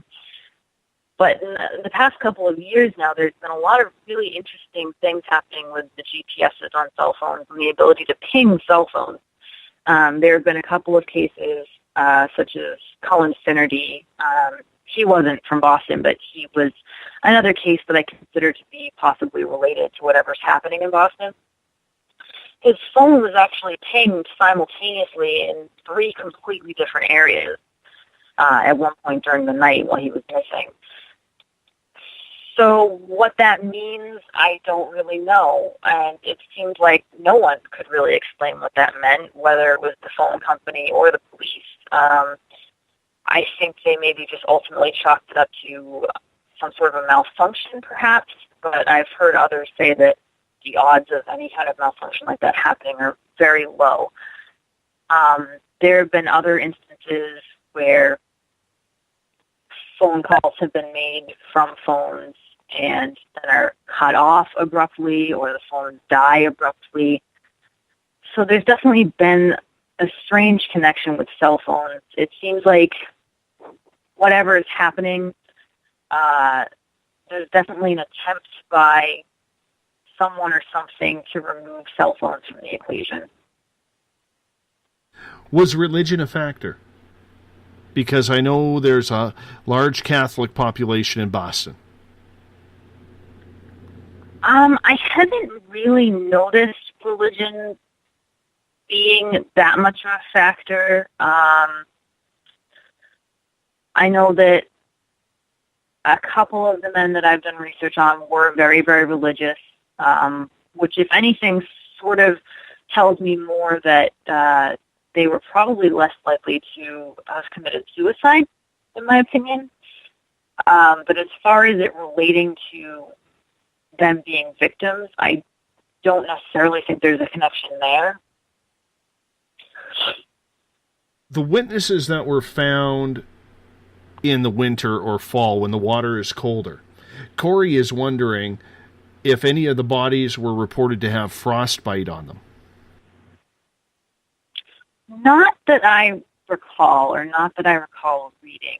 And again, like I said, I think most of the bodies, most of the victims were considered to have died from drowning and not hypothermia or from the coldness of the water. For that, I know that there is a thing that can happen if it's quite cold. There's sort of a reflexive action where you'll sort of gasp, and that can cause, obviously, a lot of water to be taken into your lungs and mouth, and that could initiate the drowning, which would mean that they would actually drown relatively fast. But I have looked up before basically how long it takes somebody to get cold enough that they can't swim in the water anymore. And even in Boston at the coldest, the water is usually at the coldest still more than 30 degrees Fahrenheit. And generally that would give the person at least 15 to 30 minutes of time in the water, which would seem to be enough time to be able to find a way back out of the water. A lot of the areas along the water in Boston, there's docks, there's boats, there's ladders out of the water. It's not particularly hard in most areas to climb back out of the water. So I'm going to ask you point blank, do you think there's a serial killer on the loose? I wouldn't completely throw the idea out, but honestly, in my opinion, it's not at the forefront of what I believe is the most likely scenario. And it's funny because I feel like for a lot of people, it is. A lot of people are very caught up in the idea of the smiley face killers and want to relate this to that. Well, I mean, that brings up an interesting point, because the smiley face killers are believed to be a group of killers. Whether they know each other or not, we don't know. They leave a smiley face behind. Has there been, in any of these cases, smiley faces painted on sidewalks or on walls or something along those lines? As far as I know, no. I actually myself have found other intriguing graffiti linked to the Zach Marr case, but it wasn't a smiley face. And in fact, in a lot of the cases that are now considered to be possible smiley face killers, the smiley face has actually kind of basically left the equation altogether. I find it definitely unlikely, if at least unlikely that it's a group of serial killers related to the original idea of the smiley face killers as thought up by Gannon and Duarte. So do you think it would be one specific person who is doing this, or do you think it is maybe a group?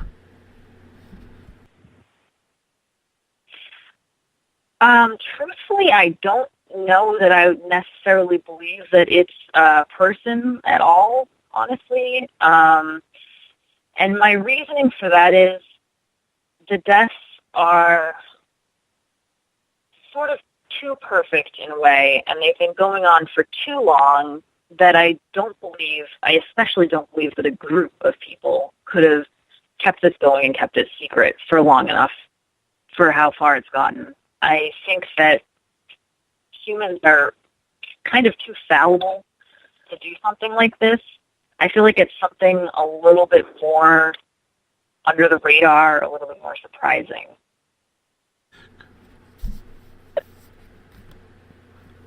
Gail is asking if you believe there is a particular time frame in between the deaths. You did say 2 or 3 a year happen like this, but are they months apart? Do they happen usually in quick spans?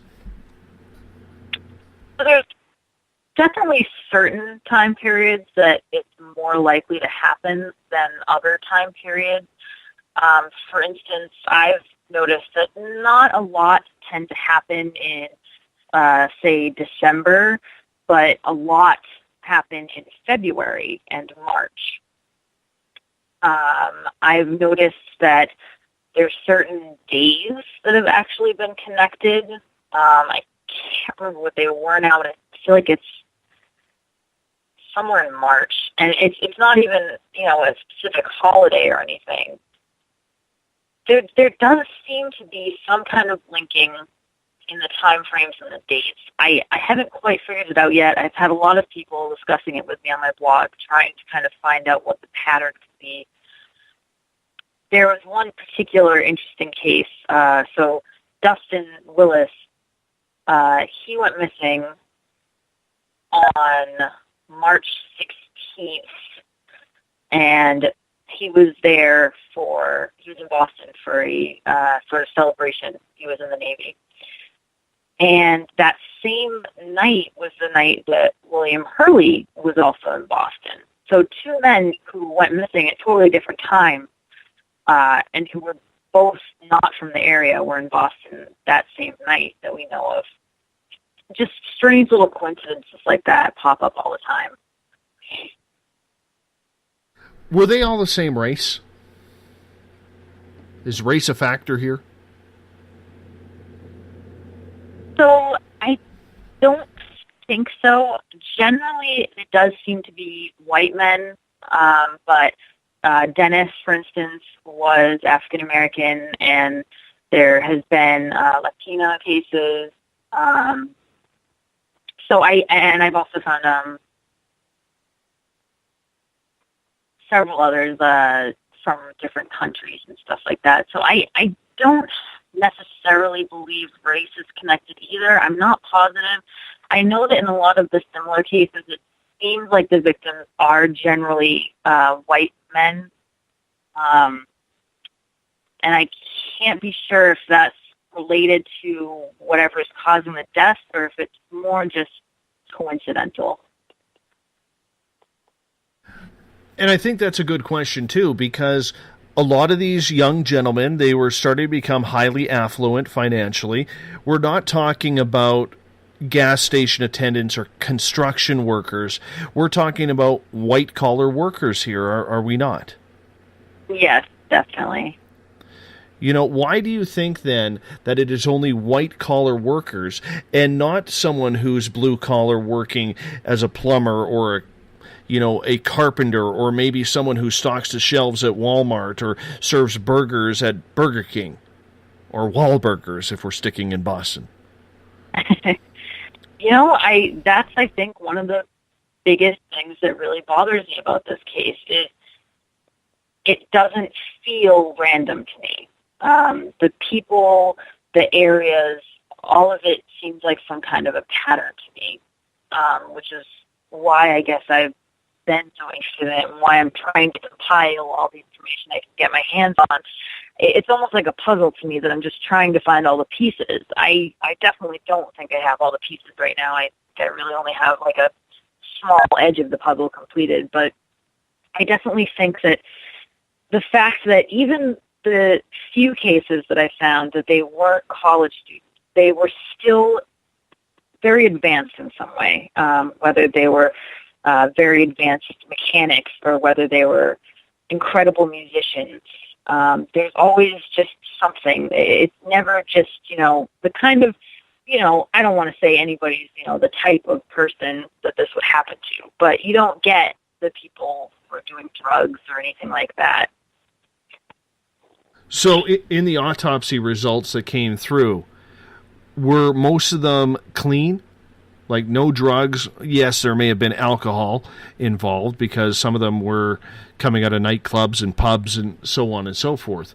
But were there any sort of abnormalities in the autopsy reports? As far as I know, no. And the interesting thing is, I'm wondering, because I know that in a lot of previous cases, higher than possibly average or normal amounts of GHB have been found in similar cases across America. GHB is basically a date rape drug. It causes sort of like almost a paralysis. But you have to specifically test for it, and I don't think that any of the men in the Boston cases have been tested for that. As far as I know, most of them only showed signs of alcohol, and as far as I know, not outrageous amounts generally. Teresa would like to know if there have been any recent incidences, and if so, when. Recent missing men? Yes. Oh. I haven't noticed any yet. I always have my sort of eyes open, my feelers out there, ready for anything that might happen. And actually, the colder that it gets, the further into winter, the more nervous I start to get. When we hit October, I was like, oh gosh, we're getting to that time of year again. I just get very nervous that someone is going to go missing.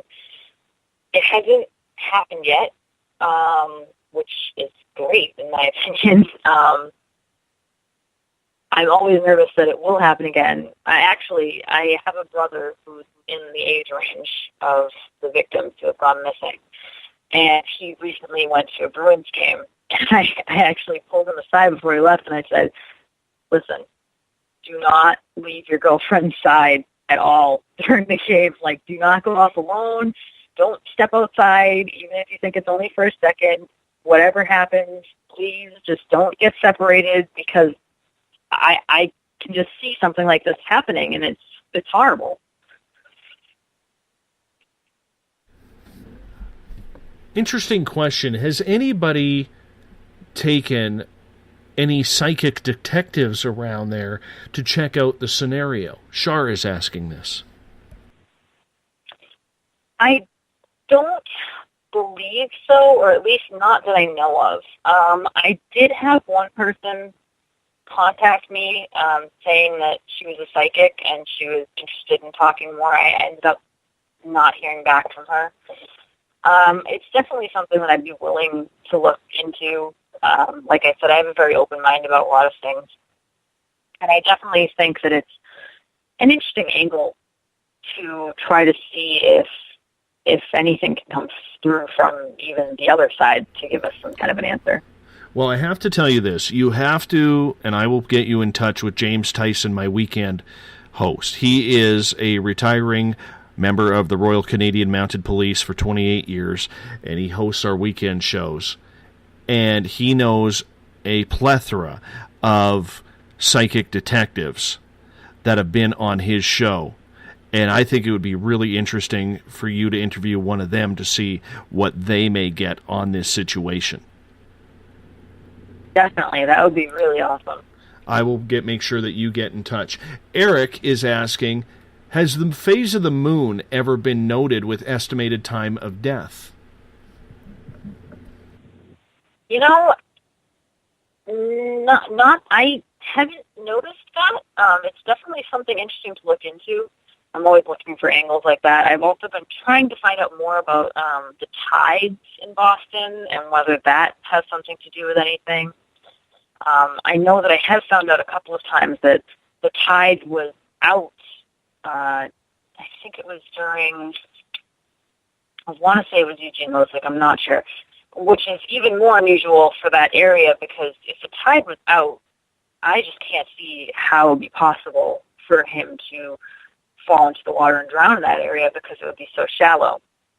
So I definitely think that little things like that might be really beneficial to look into. I'm not sure about moon phases. That's definitely an interesting idea. Something that I could try to look into. Well, like I said, the questions would come fast and furious from our audience. And let's get to another one here. Trip is wondering if any of the bodies in the autopsy reports had any of their arms or legs restrained, any bruising around the wrists, ankles, anything? The only sign of restraint that was noted in any of the cases was Jonathan Daly. He was found in the Charles, and he was actually found chained to a cinder block. His death was ruled a suicide, so presumably the police believe that he chained himself to a cinder block and basically threw it to the river.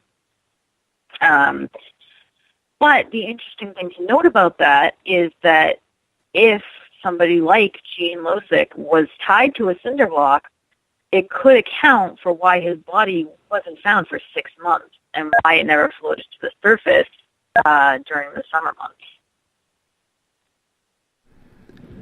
If you're going to commit suicide, that seems like a very planned out way to do it. I don't really see somebody saying, okay, I'm going to chain myself to a cinder block and throw myself into the river. And, it reminds me a lot of, in the field of conspiracy with a lot of ufologists who get a little too close to the information where all of a sudden they end up having their death noted as a suicide, yet there's 2 bullets to the back of their head. Yeah. I've noticed that too. So and no, I definitely, I can't pretend to know, what could be going through somebody's mind. There's definitely been a lot of bizarre, creative, horrible ways that people have successfully committed suicide in the past. But it definitely does seem strange, and fitting in so well with all the other cases, I had to include it because there's so many other little aspects to it. The fact that he wasn't found for a while, the area that he went missing in, the kind of person that he was. It just fit a little too well for me. And the fact that it also related sort of to the idea that Gene Losek could have been tied down, it could account for a lot of things. I don't know if it's some sort of like a, government or anything like that cover-up. I want to get to Joe's question here. Joe is asking, does the length of time the person is missing match the amount of time but they appear to have been in the water? Could they be held somewhere and then drowned later, in your opinion? So that's an interesting fact, too. It gets a little wishy-washy again because I can only really use what I can learn from the media. And there have been instances where, the people who are reporting, whether it's the police or, the spokesperson for them, they use certain words and language that kind of intrigues me. So for somebody like William Hurley, he was missing. He wasn't actually missing that long. He was actually missing for 6 days. So not nearly as long as some of the other cases. But when he was found, a spokesperson for Suffolk District Attorney actually said that he had been in the water for a couple of days. And I don't know about you, but a couple to me generally means 2. And it definitely doesn't mean 6. So it's definitely a strange choice of words, and I'm not sure if that's an implication that he wasn't actually in the water for all of that time. Let's get to some odder questions, if you don't mind. Do you think Satanism is involved? Some sort of satanic ritual? Again, I'm not willing to rule anything out completely. I haven't found anything that's led me personally to believe that yet. But, if I did, I'd be willing to go down that route and look into it further. Ron has a question. He is asking, are these confirmed long-term death, or is there still a possibility of maybe a hostage taking and a later disposal? I think generally most of the ones that are found sometime later, it does seem like they have been in the water for a significant amount of time. The trouble is with water, it's very difficult because of the way water behaves to actually tell, things like how long the body has actually been in the water and how long, any kind of injuries or anything like that. So, especially when, a lot of these happen in the colder months, and when the water's colder, the different kinds of bacteria that are a pretty good tip on how long a body's been in the water, they don't usually interact with the body as much because, it's cold. Well, that brings up another part. Have you ever looked into the DNA results of everything? Maybe they were used as science experiments before they were pawned off. If I could get my hands on any of the coroner's reports, I would be, ecstatic, because I feel like getting that kind of information would probably at least answer a few of my questions. But unfortunately, like I said, whoever does have control of that, whether it's the coroner's office or the police, are pretty unwilling to discuss the matter any further. Once again, we get to that zipped up part of the law enforcement. And you know what's weird? Mm-hmm. You know what's really weird is this case reminds me so much of what was happening on the downtown east side in Vancouver, where over 60 female prostitutes and drug addicts went missing and were ended up found on a pig farm where they were used as feed. And for years, the girls had been telling police, and it was very well known, and I only know this because my former sister-in-law, God rest her soul, was a heroin addict on the downtown east side. And she said for years during one of her clean moments that everybody knew who was doing the killings, who these girls were going with and getting taken away, and yet the police did nothing about it.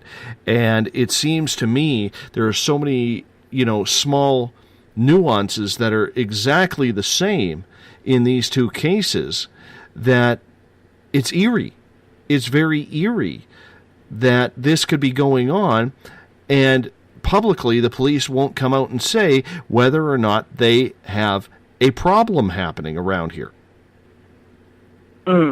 Well, I think publicly they kind of have basically said, like, there isn't a problem. This is they've been very unhappy with the kind of press that my blog has gotten. They've kind of basically said over and over again, like, nothing's happening. It's just drunk men. I think, I have a lot of respect, obviously, for police officers.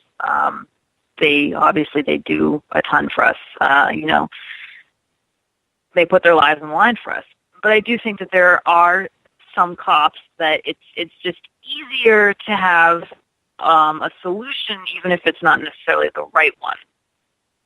And it's a lot easier and tidier for them to not worry about it further and just say that it's, you know, guys being guys, getting drunk and falling into the water, I guess. Boston author Sam Baltrusis is asking, have you ever tried using the Freedom of Information Act to get access to the coroner's reports? You know, I've heard a lot about that, and I definitely want to look into that more. I don't necessarily know how to go about doing that, so I guess if anyone has any kind of experience with that and wants to talk to me, I'm very happy to listen. You know, you got to get in touch with Sam. He is an incredible investigative writer. Incredible. And he's been a guest on this show as well. So I got to give him major props for stopping in here and taking part in this, especially it's in his hometown too, and I know he's been looking into the case as well. And he's also saying, have you reached out to any journalists? Not so much. I've had a few people talk to me, and I have been mentioned in a couple of different online forums and you know, publications and stuff like that. But I'm very willing, and I would love to talk to Sam sometime. Let's move on to the questions here. Do you think that it could be anything paranormal? Because the way you're describing it in everything that's happened, it does not seem normal what is going on. It does not seem that there is something usual going on with a killer or something along those lines. I mean, the way these people, these men, are acting strange. They go outside, maybe it's cold, but they don't have a jacket on. Maybe they step outside for a cigarette. I don't know what your smoking laws are there. But they go outside for a cigarette, and all of a sudden they start acting weird and showing some sort of discourse in their persona. And the next thing you know, they end up disappearing and or dead along the route. So it definitely is very weird. You sort of do the thing where you start to look at the usual suspects, like I've talked about before, you know, muggers, some kind of drug-related crime, even serial killers, all those kinds of things, which are sort of the more logical, theoretically, answers. And you start to kind of cross those out one by one as you look into the details of the cases, you know. So I definitely think that it's quite possible that it's something out of the ordinary or something that we can't explain yet. I kind of hesitate to use the word paranormal only because I actually told you before, I kind of believe that everything paranormal is actually just stuff that science hasn't really figured out yet. So I do think that whatever it is, it does have an explanation. We just don't really know what it is yet. So whether it's, you know, alternate dimensions or aliens or something like that, I'm not willing to say that that's not possible. But are these people seen acting strange? Are they seen acting weird? Are they viewed or witnessed by other people in the areas as this is going on? Because if there's no one around and they start acting totally out of character, to me, maybe it's just I've been on this show for way too long, almost 2 years now, but to me, it sounds like something demonic has all of a sudden entered them that causes them to act weird. Yeah, so, I mean, I guess it kind of depends on your definition of weird, because I definitely think it's out of the ordinary and out of character for somebody who's out spending the night with their friends to just abruptly leave without any word and just walk into the water. It definitely gives you pause. It definitely makes you wonder what the motivation is. Some of them, you know, the bars or pubs that there are at aren't even that close to the water, and they actually have to walk a relative distance to get there, almost like they're on a mission or like they're being forced to go there. And that's why I bring up the fact that maybe it's something demonic, maybe it's spirits. Are these men being taken in a certain amount of pubs? Or, like, for instance, maybe there's one pub where 3 or 4 of them have gone missing from that, or maybe it's a group of pubs. Do you know what I'm saying? Or what I'm trying to get at here? So they're...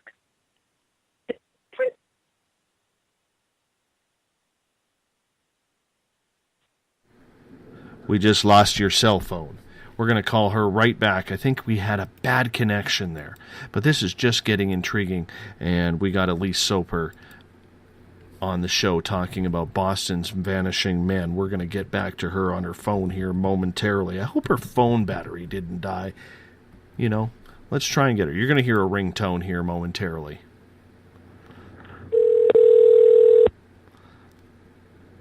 One ringtone.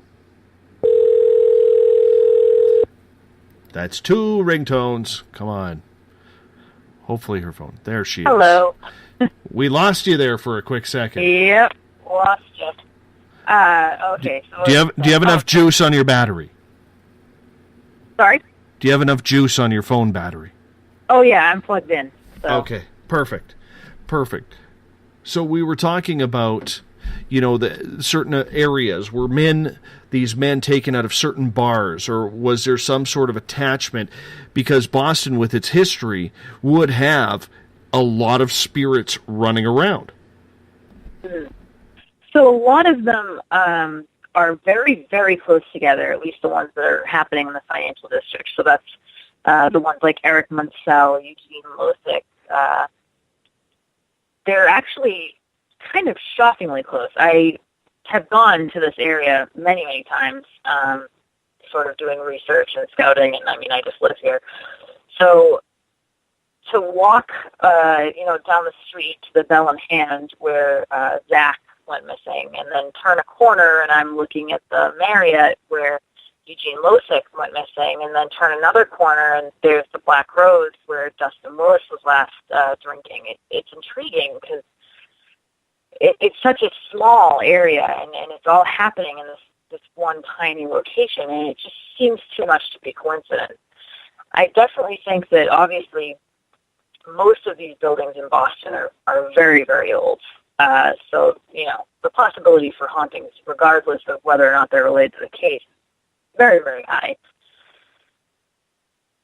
Well, that's why I'm wondering if there's a paranormal feel to this, whether it's of something demonic, maybe some upset spirits, who knows? Maybe it's something to do with pirates back in the day. We don't know, you know, because there's just too much that seems coincidental here for above average educated men around the same age group, just all of a sudden deciding to go jump in a river or a bay or a harbor, whatever it could be. That doesn't make sense. And it definitely seems like certain men, for whatever reason, are being targeted specifically, which would suggest that there's some sort of intelligence behind whatever's happening.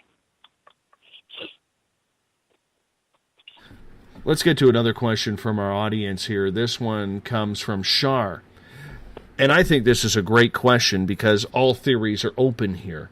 And she is asking, do you think any of these men were maybe secretly hypnotized by someone and maybe they were put in a trance to all of a sudden do this to themselves? Yeah, I think that's definitely a very real possibility, too. A lot of people have suggested hypnotism or like some kind of a drug. I've heard people bring up scopamine, I think that's what it's called, multiple times, which is a drug that I guess has been used, I think in Haiti for a while now, where you basically, it's like a dust that you blow into the person's face and they basically become sort of a zombie. So in a way, it's very similar to hypnotism. the fact that these men just seem to walk away without talking to anyone and walk toward the water almost like they're on a mission, it doesn't seem like it's them making the decision to do that. I can't explain why so many of these men would be doing that. It's just not logical to me to say that all of these men, decide to commit suicide that night or something like that. If it was suicide, were there any suicide notes? Not that I found, other than in one case that is probably going to be included in my next blog post, which is sort of a follow-up with just generally more cases that I found. And it wasn't even really called a suicide note in the media reports. It was more just a concerning letter found in his computer. But the events surrounding the death just don't feel like a suicide to me. His name was Daniel Moon, and he was an MIT student.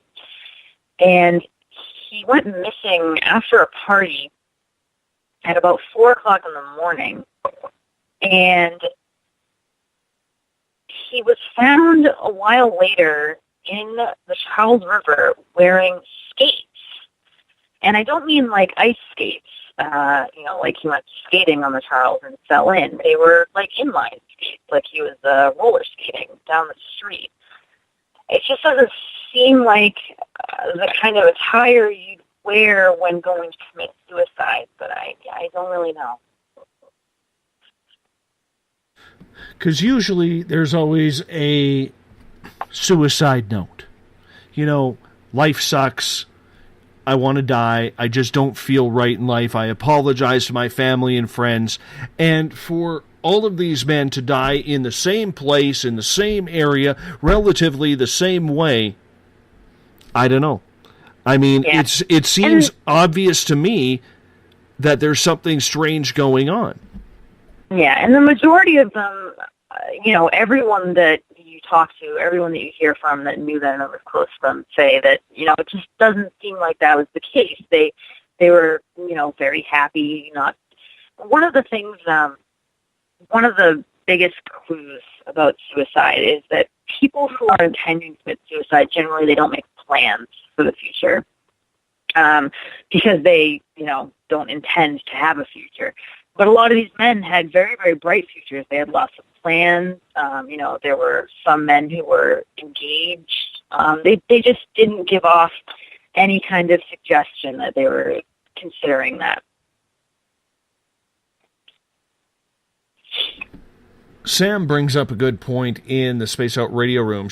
He says, Dave, to Elise's credit, anybody who questions the bizarre aspects of these missing men is laughed at by police and other journalists in the Boston area. Have you gone through that? And if so, what is the reaction that you have received been? Yeah, so I haven't spoken very much about my personal theories. I kind of just hope that, we can all work together, I guess, to solve this. But I'm not willing to discount anything either. And I feel like a lot of people, they've sort of already made up their minds about this. They either think the whole thing is ridiculous and that, these men were just drunk, or they're very convinced that it's a serial killer and or, people doing this, and that anything that's not one of those suggestions is crazy. And like I said, I think a lot of people are very quick to discount anything that seems a little bit out of the ordinary, maybe. It's the same idea as people who, say that there's no such thing as aliens, which I think is crazy because, we've barely experienced and that certainty that to me because I simply know that. And so I'm very open to anything like that. Do you believe it's aliens? I don't know. I think that there's a good chance. I honestly think aliens sort of makes more sense to me than serial killers at this point. Well, that's a very big statement to make. Very big statement. I'm curious why you would say that it seems more logical. You know, part of it is what I said before, that I feel like humans are more fallible than this. Something would have turned up by now to link this to somebody.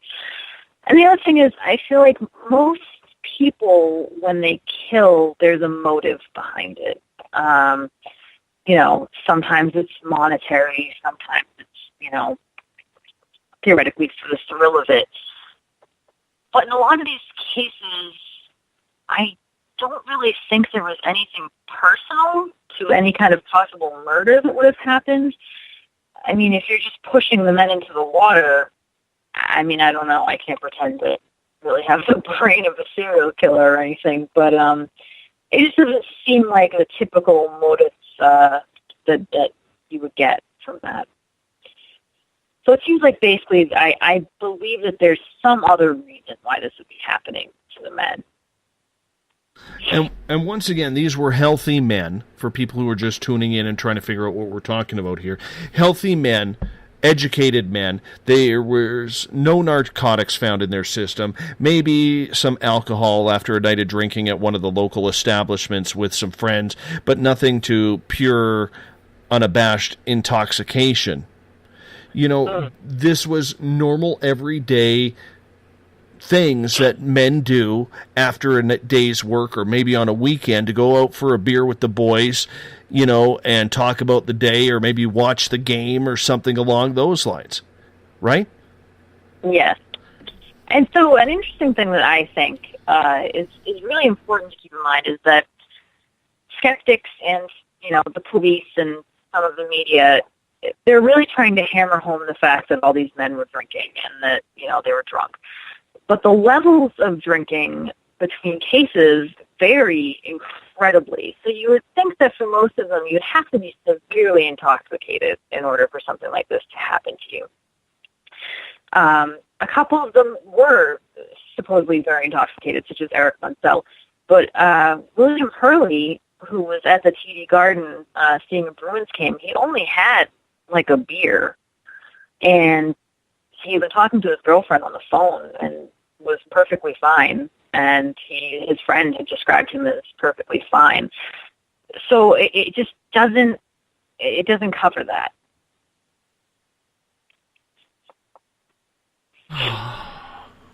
And none of these people had any sort of psychosis or brain trauma or anything along those lines? None that have been, you know, publicly out there. There was one, David Mark, he had Asperger's, I think. But other than that, I think they've all been, you know, pretty mentally and physically fit, at least in the first blog post that I did. The one that I'm working on now, I'm actually looking into the case of Charles M. Allen Jr., or Neo Babson Maximus, as he changed his name to be.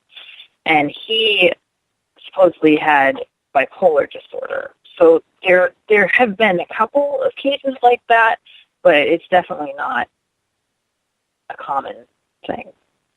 We only got about 3 minutes left before we got to go to break, and in the next hour, we're going to get into the individual names that you have looked into so far, and the individual cases, if you don't mind. But leading up to that, have we got an official total at all in maybe your count of how many men there have been? Because I'm sure there's a number that you have investigated that you've come up with, but I'm sure there's a bigger number out there of maybe cases that haven't been found yet. Yeah, definitely. I mean, I think right now it's impossible for me to know exactly how many. So far, I've got a list of 22 that I've written about altogether, and people keep sending me more and more names. And another thing that happens is once I start looking into, one case, I'll see a link to an article about another case, and it almost seems never-ending at times. I'm still leaning paranormal. I know that's my way, but this sounds totally demonic. It sounds totally demonic that these gentlemen are being possessed and they are doing things that are absolutely out of control. And I wish you would have listened to our show last night, because Derek White Sky Cloud, one of the resident mediums who comes on this show, he actually will take spirits into his body to channel or to speak through him. And he's actually had it happen where it's happened unscripted, unplanned by him, where he's just been invaded. And this totally is reminiscent of what Derek was telling us last night in regards to how some spirits, they're just so strong on the other side that they can just invade you and take over everything, kind of push you aside in your own body and take you over to make you do things that you don't want to do. I mean, it's very reminiscent. Anybody who listened to last night's show would say the same thing. It's incredible. I mean, I definitely think that's a possibility, honestly. I've really is. Seen a lot of strange things in my life, and I'm more than willing to take that. Absolutely. And, we only got about 30 seconds before we got to go to break here on Spaced Out Radio. 2 hours down already. 1 hour to go with Elise Soper. She is the Cryptid Antiquarian. Her website, if you want to read up on her investigations of Boston's mysterious vanishing men, is cryptidantiquarian.wordpress.com. I highly suggest you check it out today. You're listening to Spaced Out Radio. We'll be right back after this break. The SOR Sightlines is a place for you to find answers to your strange experiences. Hi there, this is Mike Schmidt. If you have had an encounter with ghosts, UFOs, Bigfoot, ETs, or anything else that doesn't make sense, head to spacedoutradio.com and file a Sightlines report. All information you give is 100% confidential, and I will personally help you find the answers you need. SOR Sightlines, your answers are a click away.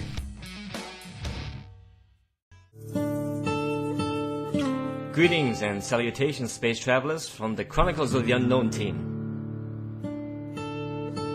What is Chronicles of the Unknown? I keep hearing about this thing.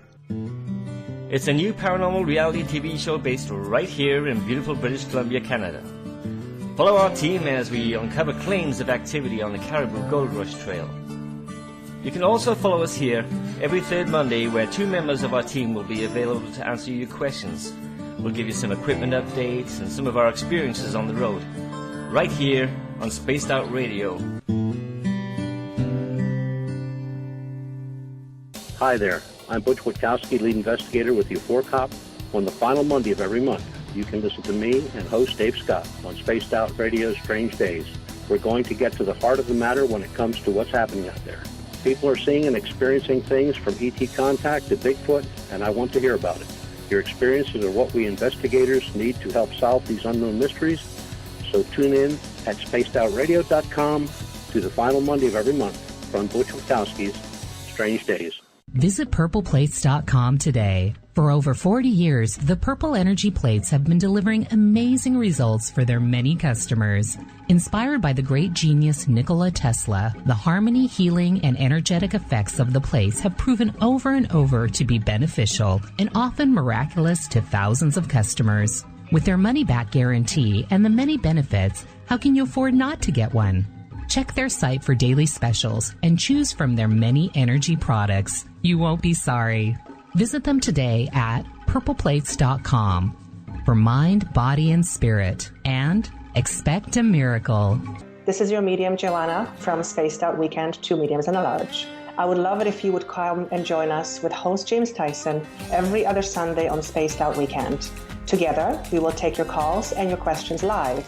Our goal is to provide you with a positive outlook on deep questions that you may have. Questions regarding love, relationships, money, or whatever else is on your mind.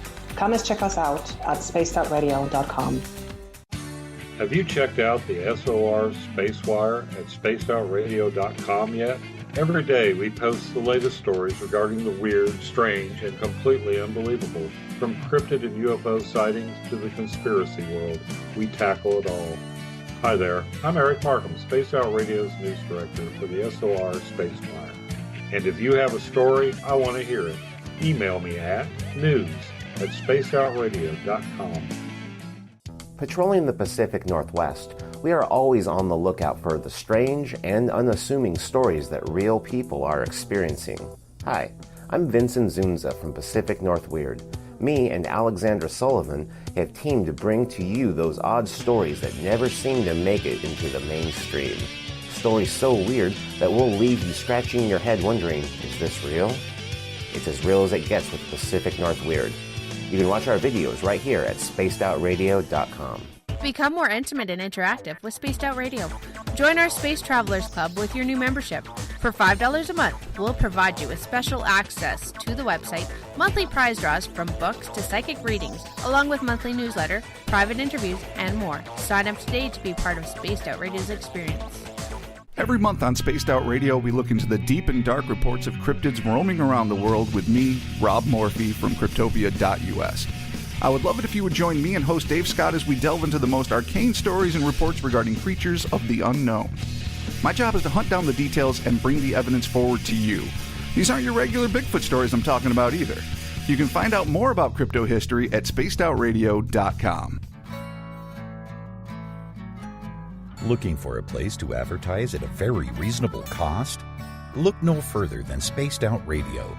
SpacedOutRadio.com has an advertising tab that you can click to check out our daily, weekly, and monthly packages to play on the radio, or our website including social media.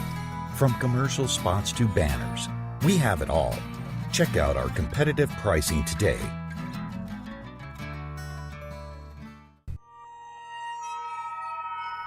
You hear footsteps in the empty room above you. A rocking chair begins rocking by itself.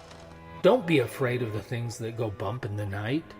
Reach for Spirit Storybox, the iPhone app the Huffington Post UK called the only ghost hunting app you will ever need. Spirit Storybox. The spirits are telling their stories. Are you listening? Strange creatures lurking in the night, the sounds of wood knocking in the forest, odd happenings right out of a fictional world. These are the reports I love. Hi there, this is author Ronald Murphy, and I would love it if you join me and Spaced Out Radio host Dave Scott the second Wednesday of every month on our journey into the unknown land of cryptozoology at spacedoutradio.com.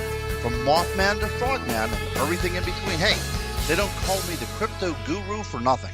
Did you know that Spaced Out Radio runs 7 days a week? Hi, it's James Tyson from Spaced Out Weekend. Every Saturday and Sunday night, starting at 9 p.m. Pacific, midnight Eastern, you can join me and my guests for some great chatter about what's going on out in the universe, or even in that dark part of the basement you really don't want to go back into. Well, let's find the answers to your experiences together. So come on up to Uncle Jimbo's cabin on the weekend. For more information, look us up at spacedoutradio.com.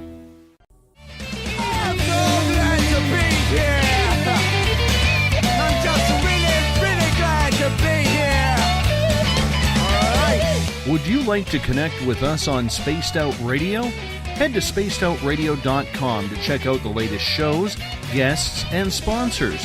And don't forget to sign up for the Space Travelers Club. You'll find all you need at spacedoutradio.com.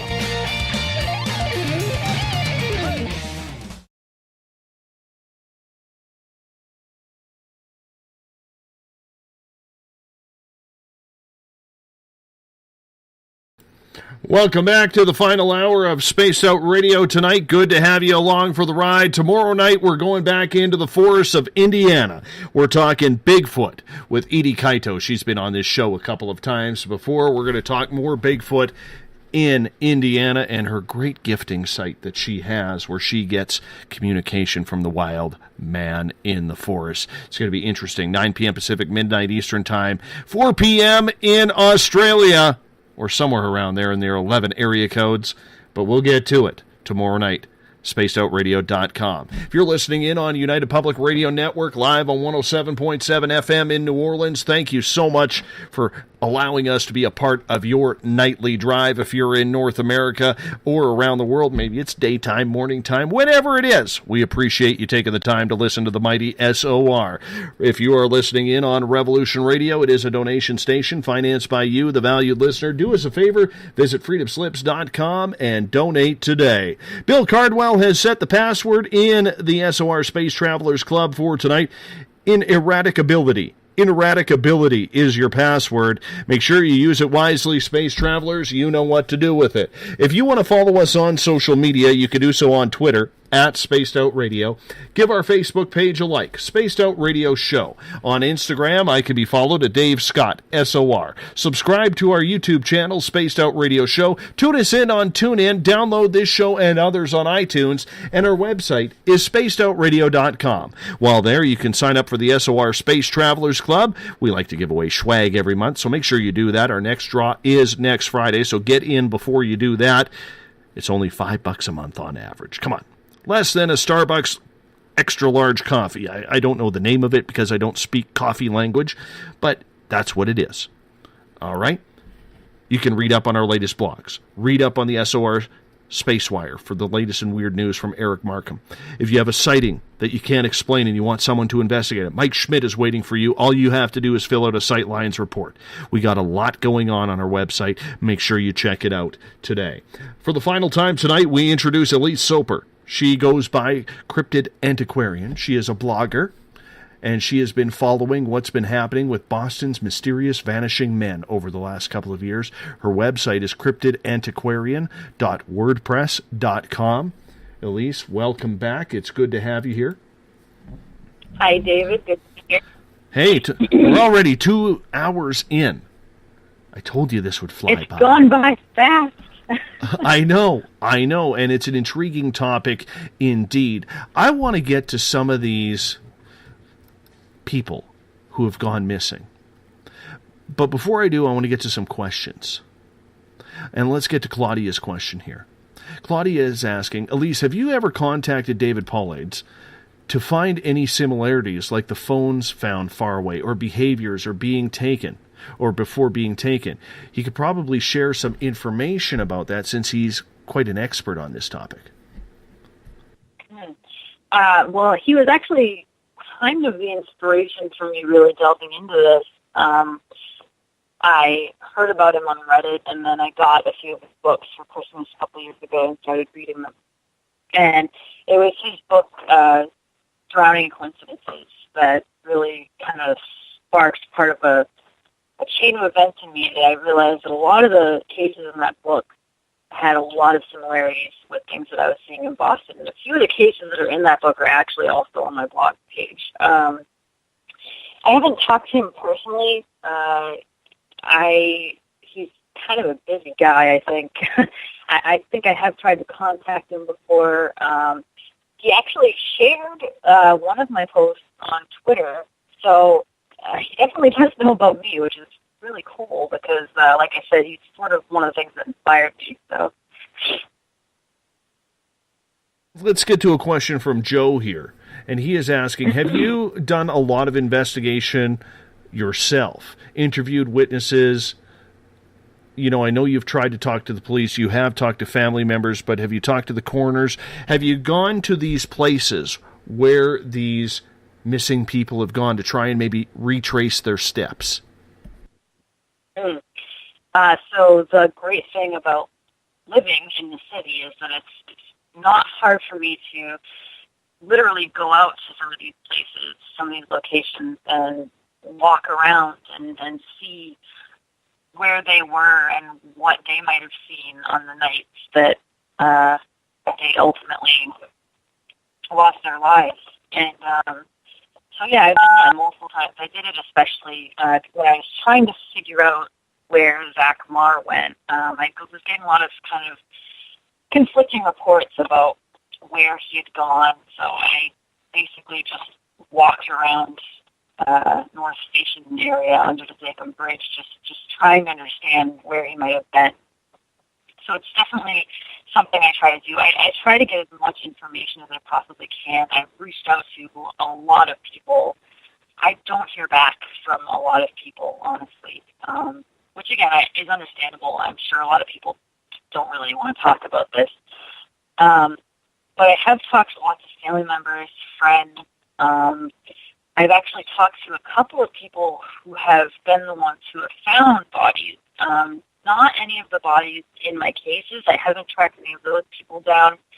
But a couple of other bodies that have washed up, people have actually contacted me and told me things about them. So it's definitely interesting.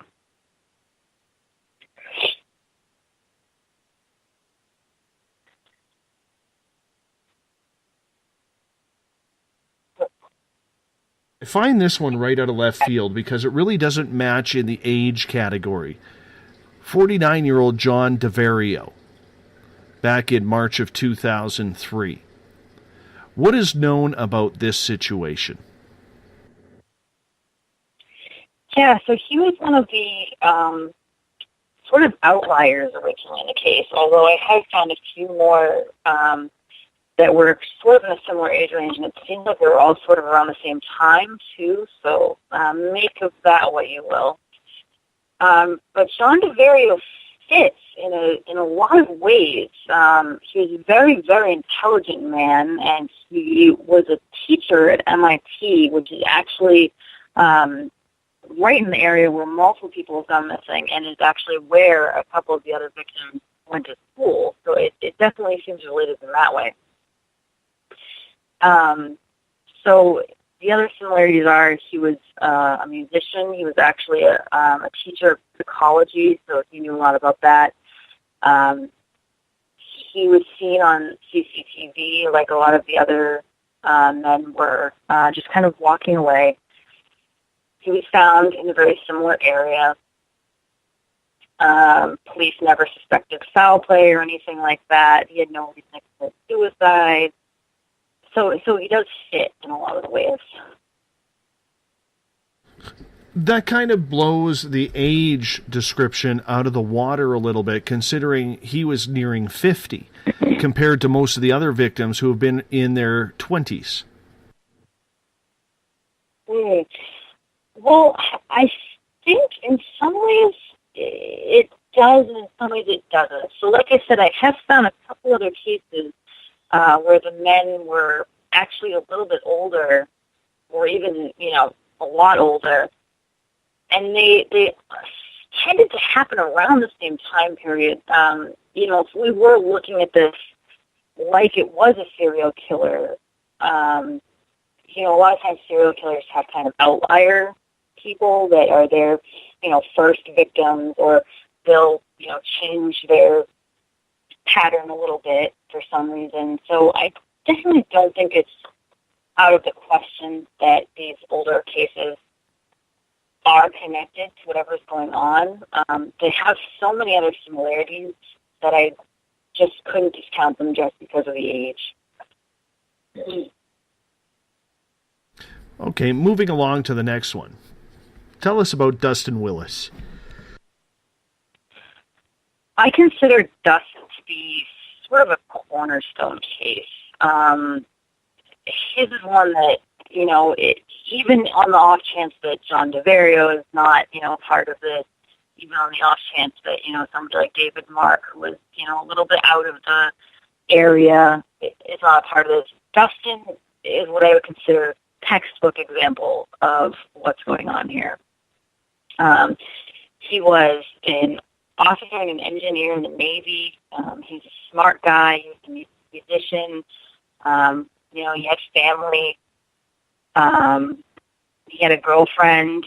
She wasn't showing any signs of any kind of mental illness or suicidal tendencies. He was just out having a good time with his buddies. He was actually not even from Boston. He was from, I think, North Carolina, which is funny because a couple other of the men were from North Carolina too, coincidentally. So he wasn't even from here. He was just out having a good time with his buddies at a bar. And there was a big snowstorm that night. It was 2007. And his friends just suddenly realized that he wasn't behind them anymore, and they started looking for him, and they couldn't find him anywhere. They ended up finding his phone a while later, kind of near the water, and he was found in March, late March. So he was found like a week or so later. You know, the police, the only explanation they could give is that, you know, he got lost in the storm and kind of slipped into the water. It's not an explanation that satisfies me in any way, because the Black Rose pub isn't right next to the water. You know, it's a decent walk. And even so, even if it was a snowstorm, there's a lot of indications that you're in the water in Boston. Pretty much all around the city, in the waterways, there's tons and tons of boats and stuff like that. It just seems impossible to think that he wouldn't realize that the ocean was next to him.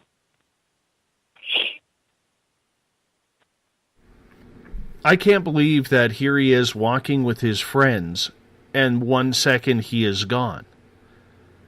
Like, was he lagging behind? Was he intoxicated? What do we know about him?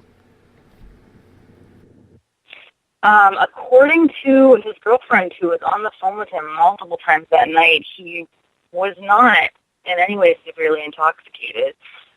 Presumably had, you know, a little bit to drink with his friends. He was at a pub, but he definitely wasn't falling down drunk. And a lot of these cases have this happen, where 1 minute the friend is there, and the next minute they're just gone. And it's less like they lag behind and more like they almost purposely wandered off, or, you know, even were taken. I don't know.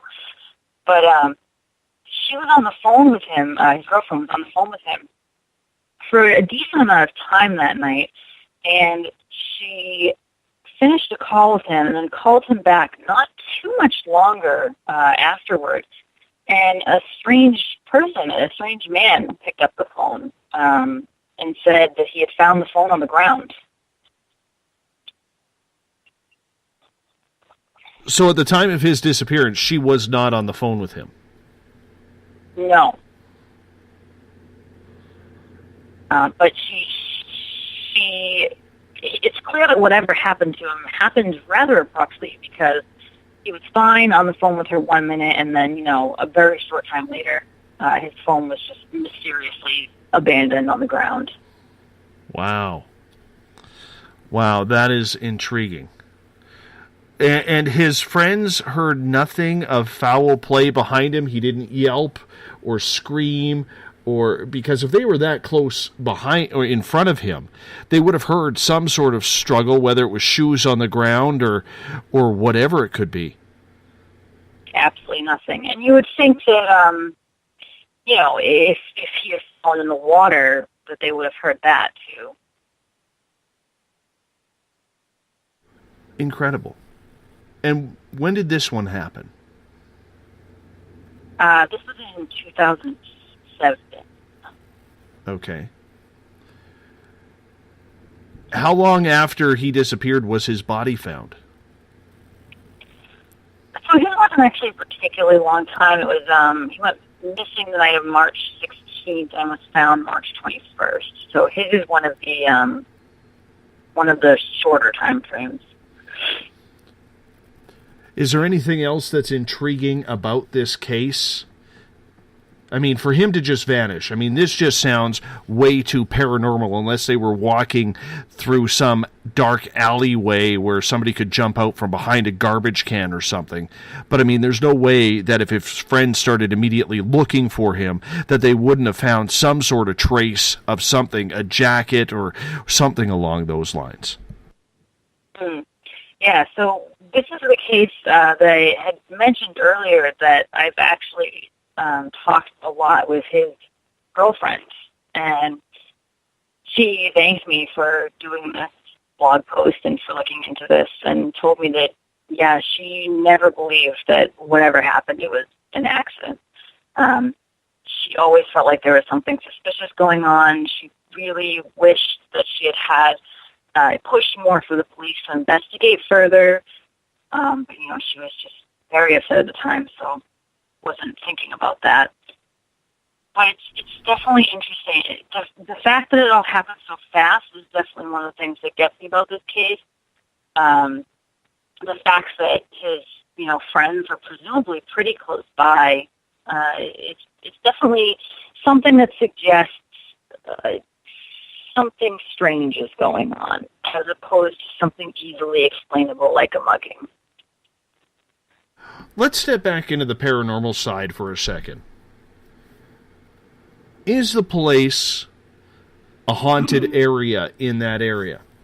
Was there maybe something that happened long ago with natives, mass genocide, something along those lines, maybe around Deer Harbor or Deer Island in Boston Harbor, that was very, very critical of the white man, per se? Well, pretty much all of Massachusetts generally is pretty steeped in a history of blood and horror and cruelty. And Boston is in many ways a symbol of this country. It was one of the first cities, and it's got a ton of history. Like, all the buildings are very, very old. So it's definitely not out of the question that there's definitely a lot of residual energy trapped here. Do you believe that area of town is cursed?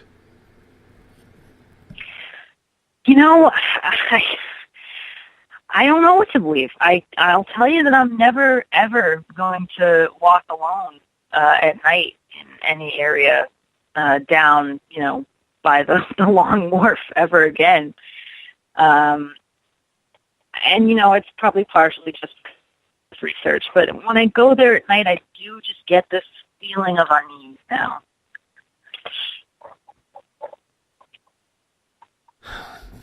I still think it's paranormal. That's just me. But me and my friends and family, when we talk about it, I don't want to say jokingly. We jokingly do this because it's not a funny thing, but we talk. We say that it's getting wendigoed is what we call it, when you just go missing like this. And it's because when I was younger, I read a story in which, it was a fictional story, but it was a story in which a man was camping in the woods with a friend, and the friend ended up going outside, and a spirit called a wendigo basically swooped down and ripped him right out of his shoes and flew away with him. And when I started looking at these cases, that just kept coming back into my mind. It was like something was just snatching these men up into the sky almost. And I started thinking a lot about the wendigo. And it's a creature that comes from Native American folklore, particularly Algonquin. And it's also a symbol of the winter and, the cold and stuff like that. And a lot of these cases are happening in the winter. So that's definitely one of the more paranormal theories that I've kind of kicked around a little bit. Some kind of creature or spirit that, for whatever reason, is hunting these people. What about the spirits of former slaves? Boston was known as a slave trading post. Yeah, that's another thing that would make sense. Anything targeting the fact that, because as I said, most of these men are semi-affluent and white. It could be related to that. I don't... Go ahead. Sorry.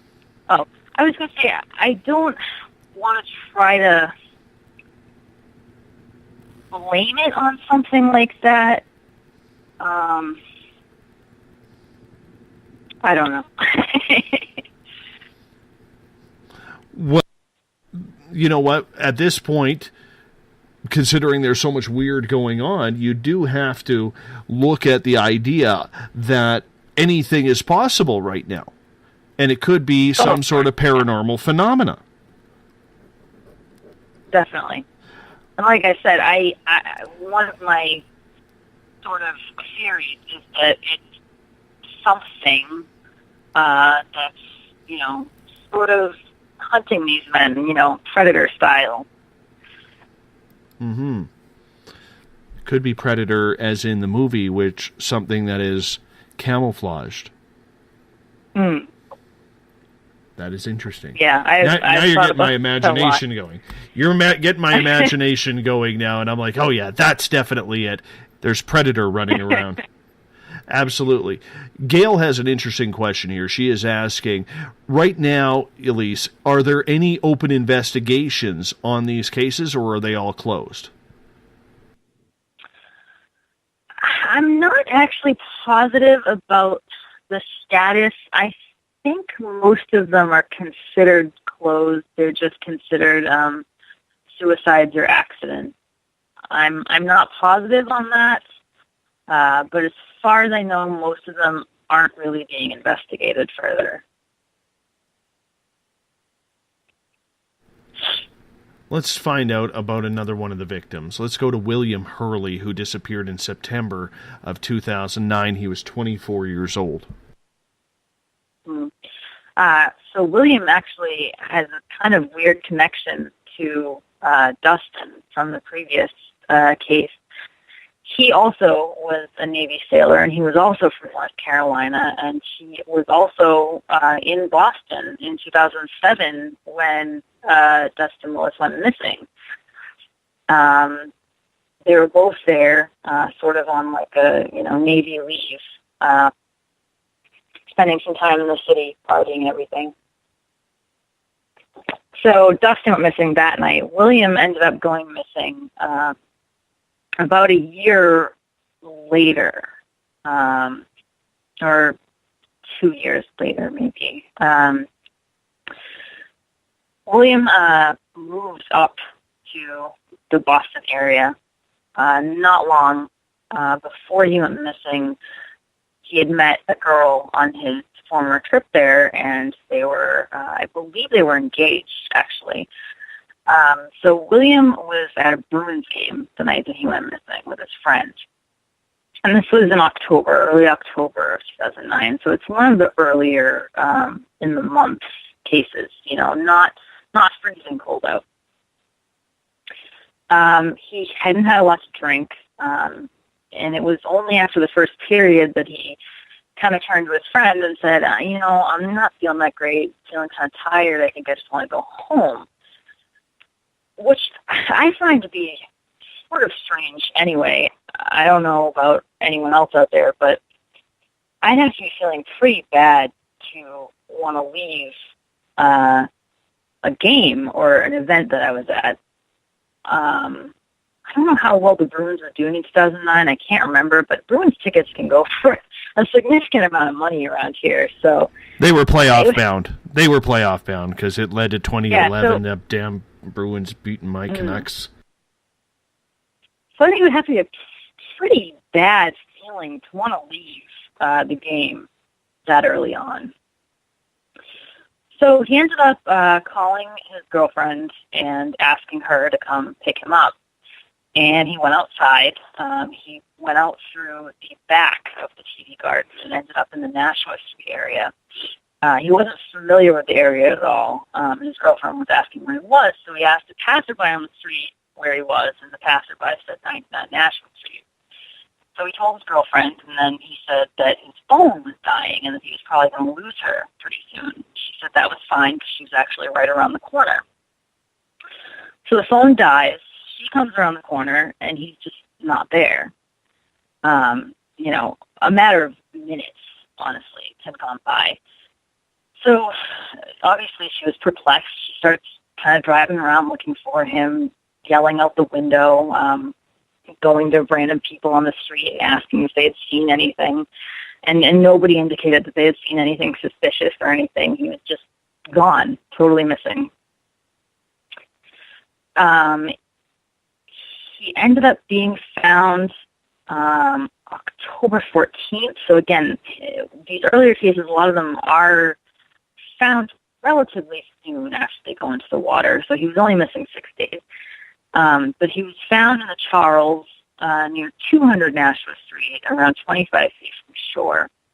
All his wallet and his keys and everything were still on him. So it definitely wasn't a mugging, according to the police. But it was almost like he was at 99 Nashua Street and then just made a beeline straight for the water. Why would he do that if he knew his girlfriend was right there? Well, that's the $1 million question, I guess. And that's the thing that keeps me up at night. And it's the question that I pose to all the people who are trying to say that, this is just men, making bad decisions. It doesn't explain cases like this. It doesn't explain how a man who's on the phone with his girlfriend, right about who picked up, just apparently runs toward the water abruptly. Because, she came right around the corner and he was just gone. So he must have left in a relative hurry. He would have had to sprint. From that area where he is, how far was it to the harbor or the river? It's not particularly far. If it was a dark night, which, presumably it was nighttime when all this happened, I don't think you'd be able to see the water from where you were. It's sort of a little bit around the building almost, but it's definitely, it's like he was there and then suddenly he wasn't. He was in the water. And how far off was his body found afterwards? How far away or how? Timeline-wise. Yeah, so he was the one he was only missing for 6 days, and then the attorney for the coroner made a strange statement that he had been in the water for a couple of days, which could have just been, misspoke, but definitely strikes me a little bit as strange choice of wording, considering he was missing 6 days. A couple generally, to me at least, means 2, which is definitely not 6. So whether there was indication that his body had not been in the water that whole time, I don't know. There's still no logic to this. Still no logic. Let's get to Eugene Losick. 26 years old, disappeared February 2010. So I also talked to some of Gene's family members. I spoke to his mother and stuff, and they were all very kind. Eugene was originally from Belarus. He was a really, really smart kid. He was an engineering grad. He was working for Raytheon, which, ironically enough, Raytheon has kind of a partnership with the Museum of Science, which is kind of close to where all these are happening. Again, just kind of a weird, coincidental side note. It could be related, could be completely, a red herring. I don't know. But he was staying at the Marriott Long Wharf Hotel, right in that, same area where most of these cases are going on. And he was celebrating a friend's birthday there. He was last seen on CCTV at the hotel, leaving out one of the back doors that was facing Christopher Columbus Park, which backs right up onto the water. And he didn't have a coat or anything on. And, his friends and relatives surmised that it seemed like he was only going out to maybe smoke a cigarette or something, and that theoretically he should have come right back. But he never came back. He was missing for 6 months. Police searched the area vigorously. They used search dogs, scent dogs, which led them all around the water, but didn't come up with anything. He wasn't found until November 8th, and he was found near Rose Wharf in the Boston Harbor. So close by, not exactly at Christopher Columbus Park. And like I said, his case was interesting because I'm pretty sure he went missing when it was low tide, so that's even less of an explanation as to how he would have possibly fallen into the water at Chris Columbus Park and drowned. There isn't a whole bunch of guardrail there to stop people from possibly tripping and falling into the water, but there is ladders and docks and boats around. So I find it difficult to believe that anyone would be completely unable to get out of the water. What's the water like there? Is it a fast current? Is it deep water? Is it dirty, mucky water? Is there a lot of... You've mentioned that there's a lot of traffic, boat traffic, and otherwise along the waterways. What's that water like? So Chris Columbus Park is interesting because when it's high tide, the water is very, very high, and when it's low tide, the water is very, very low. In general, the water all around Boston is pretty low visibility, pretty dirty, pretty thick with sediment and cloudy. And off of Long Wharf and areas like that, the water is generally, I believe, about 25 feet deep. So pretty deep, at least off of Long Wharf. But like I said, in Christopher Columbus Park, the water would have probably only been maybe 5 feet deep, theoretically, when he went in. So, I mean, it's deep enough to drown, but not deep enough for him, unless there is a strong undercurrent, to be taken away where he would be if he was in any type of situation. I mean, 5 feet deep, you're looking at, you can stand up in that and still... Yeah. Generally, I don't know. I don't know enough about currents and stuff like that in the Boston area. But I'm gonna say that generally there isn't a lot of it. A lot of these bodies, when they are found relatively close to where they went missing, at least in the Boston area, which, could allude to that they weren't there the whole time, or it could allude to that there's not much of a current. I'm not positive which is necessarily the truth. Is the water dirty? Yeah. Yes. I mean, well, you've got that dirty water song going on, so. Wow. One thing that's been rung pretty true in most of these instances, when divers are looking for these men, the excuse that they always use for why they can't find them, even though they have a literal exact pinpoint location sometimes of where these men into the water, is because of very poor visibility. I don't know a ton about diving, and I can't pretend that I do, or that that's certainly a lie. But I can't imagine visibility would be that poor. Mm-hmm. Well, let's move on to the next victim. February of 2011, 24-year-old David Mark.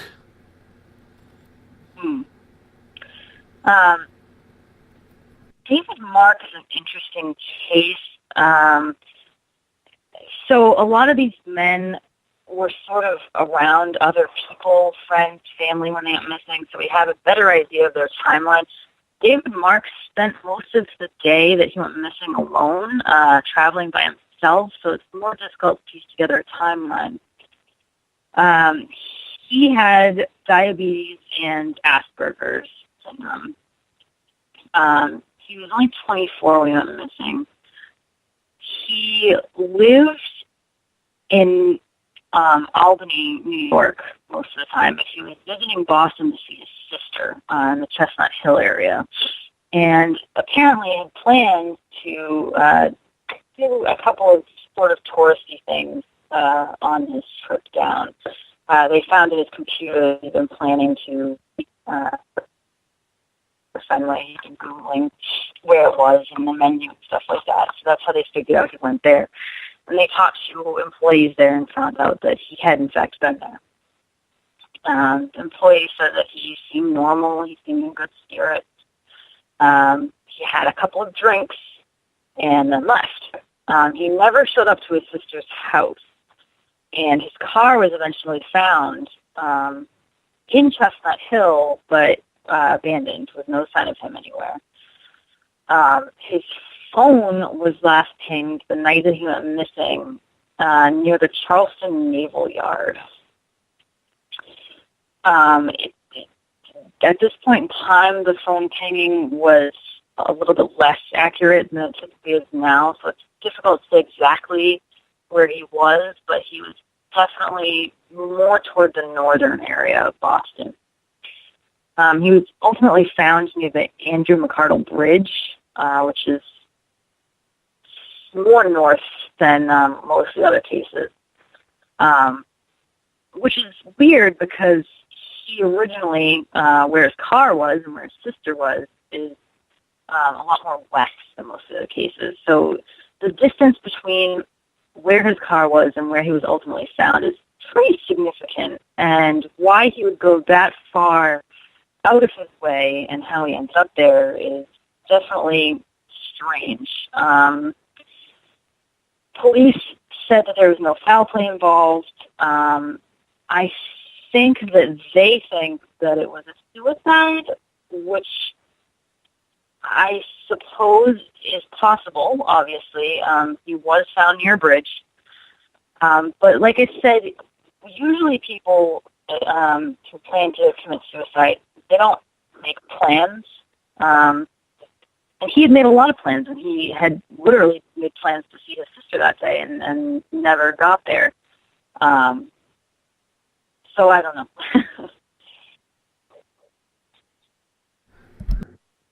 The fact that he was found near a naval yard, of course, me being the conspiracy guy again, I start to think Montauk Project. Maybe he wandered into something a little bit too close. Could this be some sort of military project of taking these young men? Well, and it also connects to both Dustin Willis and William Hurley, who were both in the Navy. It could be completely coincidental red herring, or it could be incredibly relevant, the same way that most of these men happen to be engineers or are, working for similar companies and stuff like that. I think that, some sort of government thing is just as likely as most of the other things, and it would also at least give a little bit more credence as to why the police aren't interested in looking into it at all. Well, when it involves the military, the police seem to just disappear in the first place. Yeah, they don't want to go there. Well, no, and let's face it, the military is a hell of a lot bigger than what any of us could surmise, right? Especially if it comes to strange and black operations. And they definitely have a way of getting rid of people.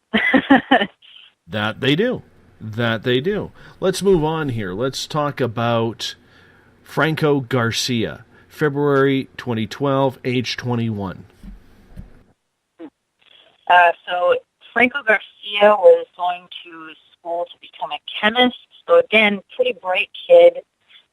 He was out with friends in the Cleveland Circle area of the Brookline area, kind of near Newton. And he was at a place called Marianne's with some friends. And the friends said that he was pretty drunk. But I'm still not satisfied with that, explaining the rest of his behavior. He had planned to get a ride home with one of his friends, and he actually texted her at 11:27 p.m. saying, "Remember, don't leave without me." But at about 12:15 a.m., his friends lost sight of him. He had left his keys and his jacket at the bar. And he was caught at about 12:18 a.m. On CCTV passing an ATM and heading toward the reservoir. His car was parked in that area, but he didn't have keys, so it's unclear if he thought that he was going to the car to drive or to get something or what. His friend said that he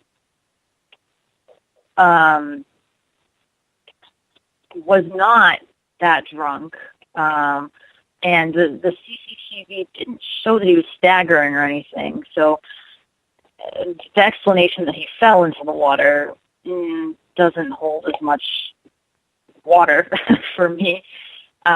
His phone was pinged in that area, but it seemed like he'd never made it to his car. So a big search began. They started searching the reservoir. It's a contained, pretty much, body of water. You would think if they said that they searched it thoroughly, they would have found him, but they didn't. So lo and behold, his body turned up in April 11th. And his wallet and everything, again, were still on him. He had no injuries consistent with any kind of mugging or anything. And police just said, basically, he just got drunk and slipped into the water. That's a lot of clumsy people. A lot of clumsy people. And it's a lot of clumsy people with a lot of strange circumstances that get them to that point, I think, is the other thing that I have a problem with. Why did he leave the bar? He didn't tell any of his friends he was going. He just kind of wandered off. He knew he was supposed to be getting a ride home with his friend. There didn't appear to be any reason for him to wander off. It was February, so it was probably very, very cold, and he left without his jacket. So I suppose if he was very intoxicated, maybe he wouldn't have noticed the cold as much. Although I find that when I have 2 drinks, the cold kind of sobers me up sometimes. Mm-hmm. Try living in Canada, where it's supposed to be cold. And it's not. Yeah. Still waiting. Still waiting. But either way, I mean, here we have another situation where he's supposed to be picked up. Yep, he had plans. He had a ride. Plans were set in motion, and then for some reason he diverted from that path, or something caused him to divert, I guess. Mm-hmm. Too many coincidences. Let's move on. Make that October of 2012, 23-year-old Jonathan Daly. So Jonathan Daly, his is sort of an outlier in this case because we sort of know for a fact that his death was not an accident. So the police couldn't just say, hey, this is a drunk kid who fell in the water, because it just wasn't. They did ultimately rule his death as suicide. He also, strangely enough, just like Dustin Willis and William Hurley, was from North Carolina. Again, strange coincidence. I mean, Boston is kind of a melting pot. There's a lot of people from a lot of places here. But the fact that, 3 of these young men, who all have a lot of things in common in general, were all just also from North Carolina is just kind of strange to me. He ended up moving to Boston to go to school, but he was actually taking a semester off for financial reasons. He disappeared in October, so again, an October disappearance. He was supposed to be hanging out with his friend that night. His friend ended up going to bed early. And the next morning, Jonathan just wasn't there anymore. He had left behind everything except for his phone. People did attempt to call him, but they could never get through. His body was found about a mile away from his apartment, which was in Alston. It was found in the Charles River. And it was actually, I presume, seen somehow at the bottom of the river. It wasn't floating because his body was actually tied down by chains to a cinder block. Police were very quick to say that it was not a murder. They said that he committed suicide, though he had no history of mental illness. And as far as I know, it was never made public that any suicide note was found. I mean, looking at his photo, he's a good-looking kid. Looks like he has a lot going for him. Yes, the financial burden of school can be very, very expensive, especially when you're trying to become an architect at 21 years old. But, I mean, this is a young lad who is in reasonably good shape. He was a rowing instructor. This is someone who was very, very athletic. You just give off the signs if you're going to be committing suicide. And a lot of people may not recognize those signs unless it's hindsight being 20/20, but there just seems to be so much different with this. I mean, like you said, he was a happy-go-lucky guy. He's going out for a night on the town with his friends. And, it just doesn't seem like a particularly practical or, good, not that there's a good way, but a good way to commit suicide. Nobody saw, presumably, a man walking with chains and a cinder block across, Alston, which is pretty busy in the night. Nobody saw him go to the water. Nobody saw him jump in. It just struck me as a little too strange to just write off. So if nobody saw this, did he have a car that he could pull up to the area where maybe he had a cinder block with the chains? Were the chains fingerprinted? Do we know? I don't know the answer to any of that. I don't think that he had a car.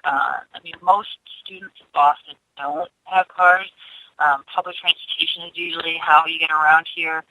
Of course, like I said, public transportation ceases at night, so he definitely wasn't riding around on the T with a cinder block and chains in his arm. So he probably walked a good distance, at least a mile. Whether he found those things at location or brought them, I can't be sure. Let's move on to Eric Munzel. He disappeared on his 24th birthday. So Eric actually has a lot of similarities with the most recent sort of case, Zachary Marr. They're both out celebrating their birthday. Eric was a really smart kid, even though, unfortunately, he definitely was one of the cases that he did get very drunk that night, and police were very quick to call that the reason for his death. He was pursuing a master's in mechanical engineering, which is very impressive to me.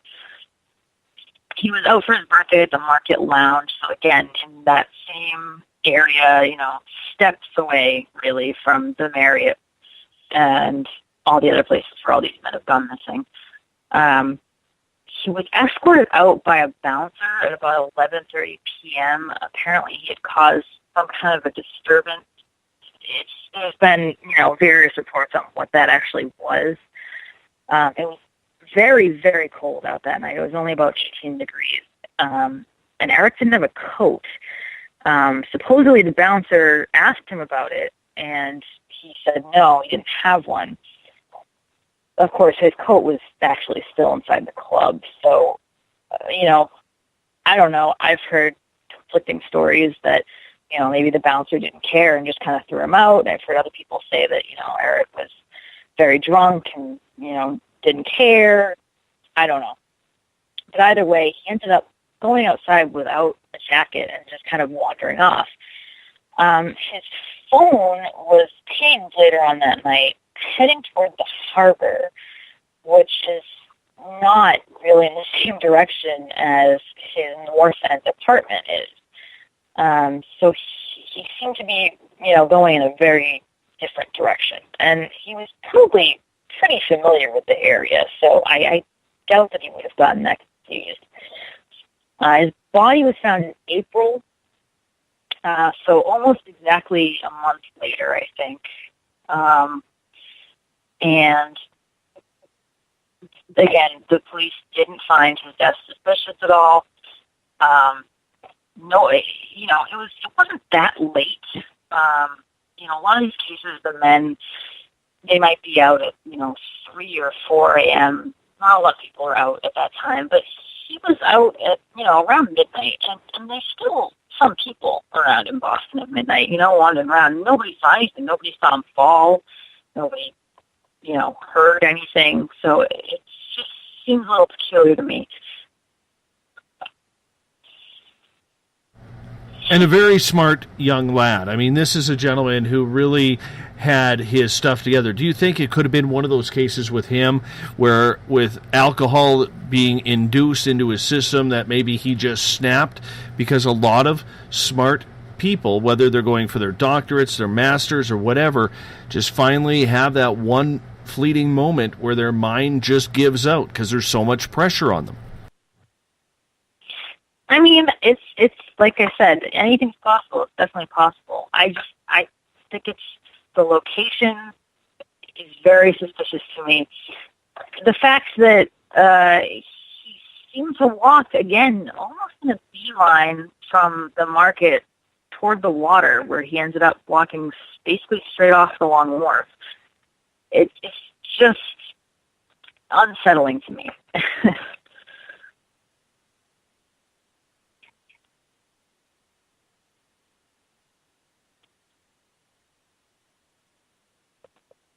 Oh.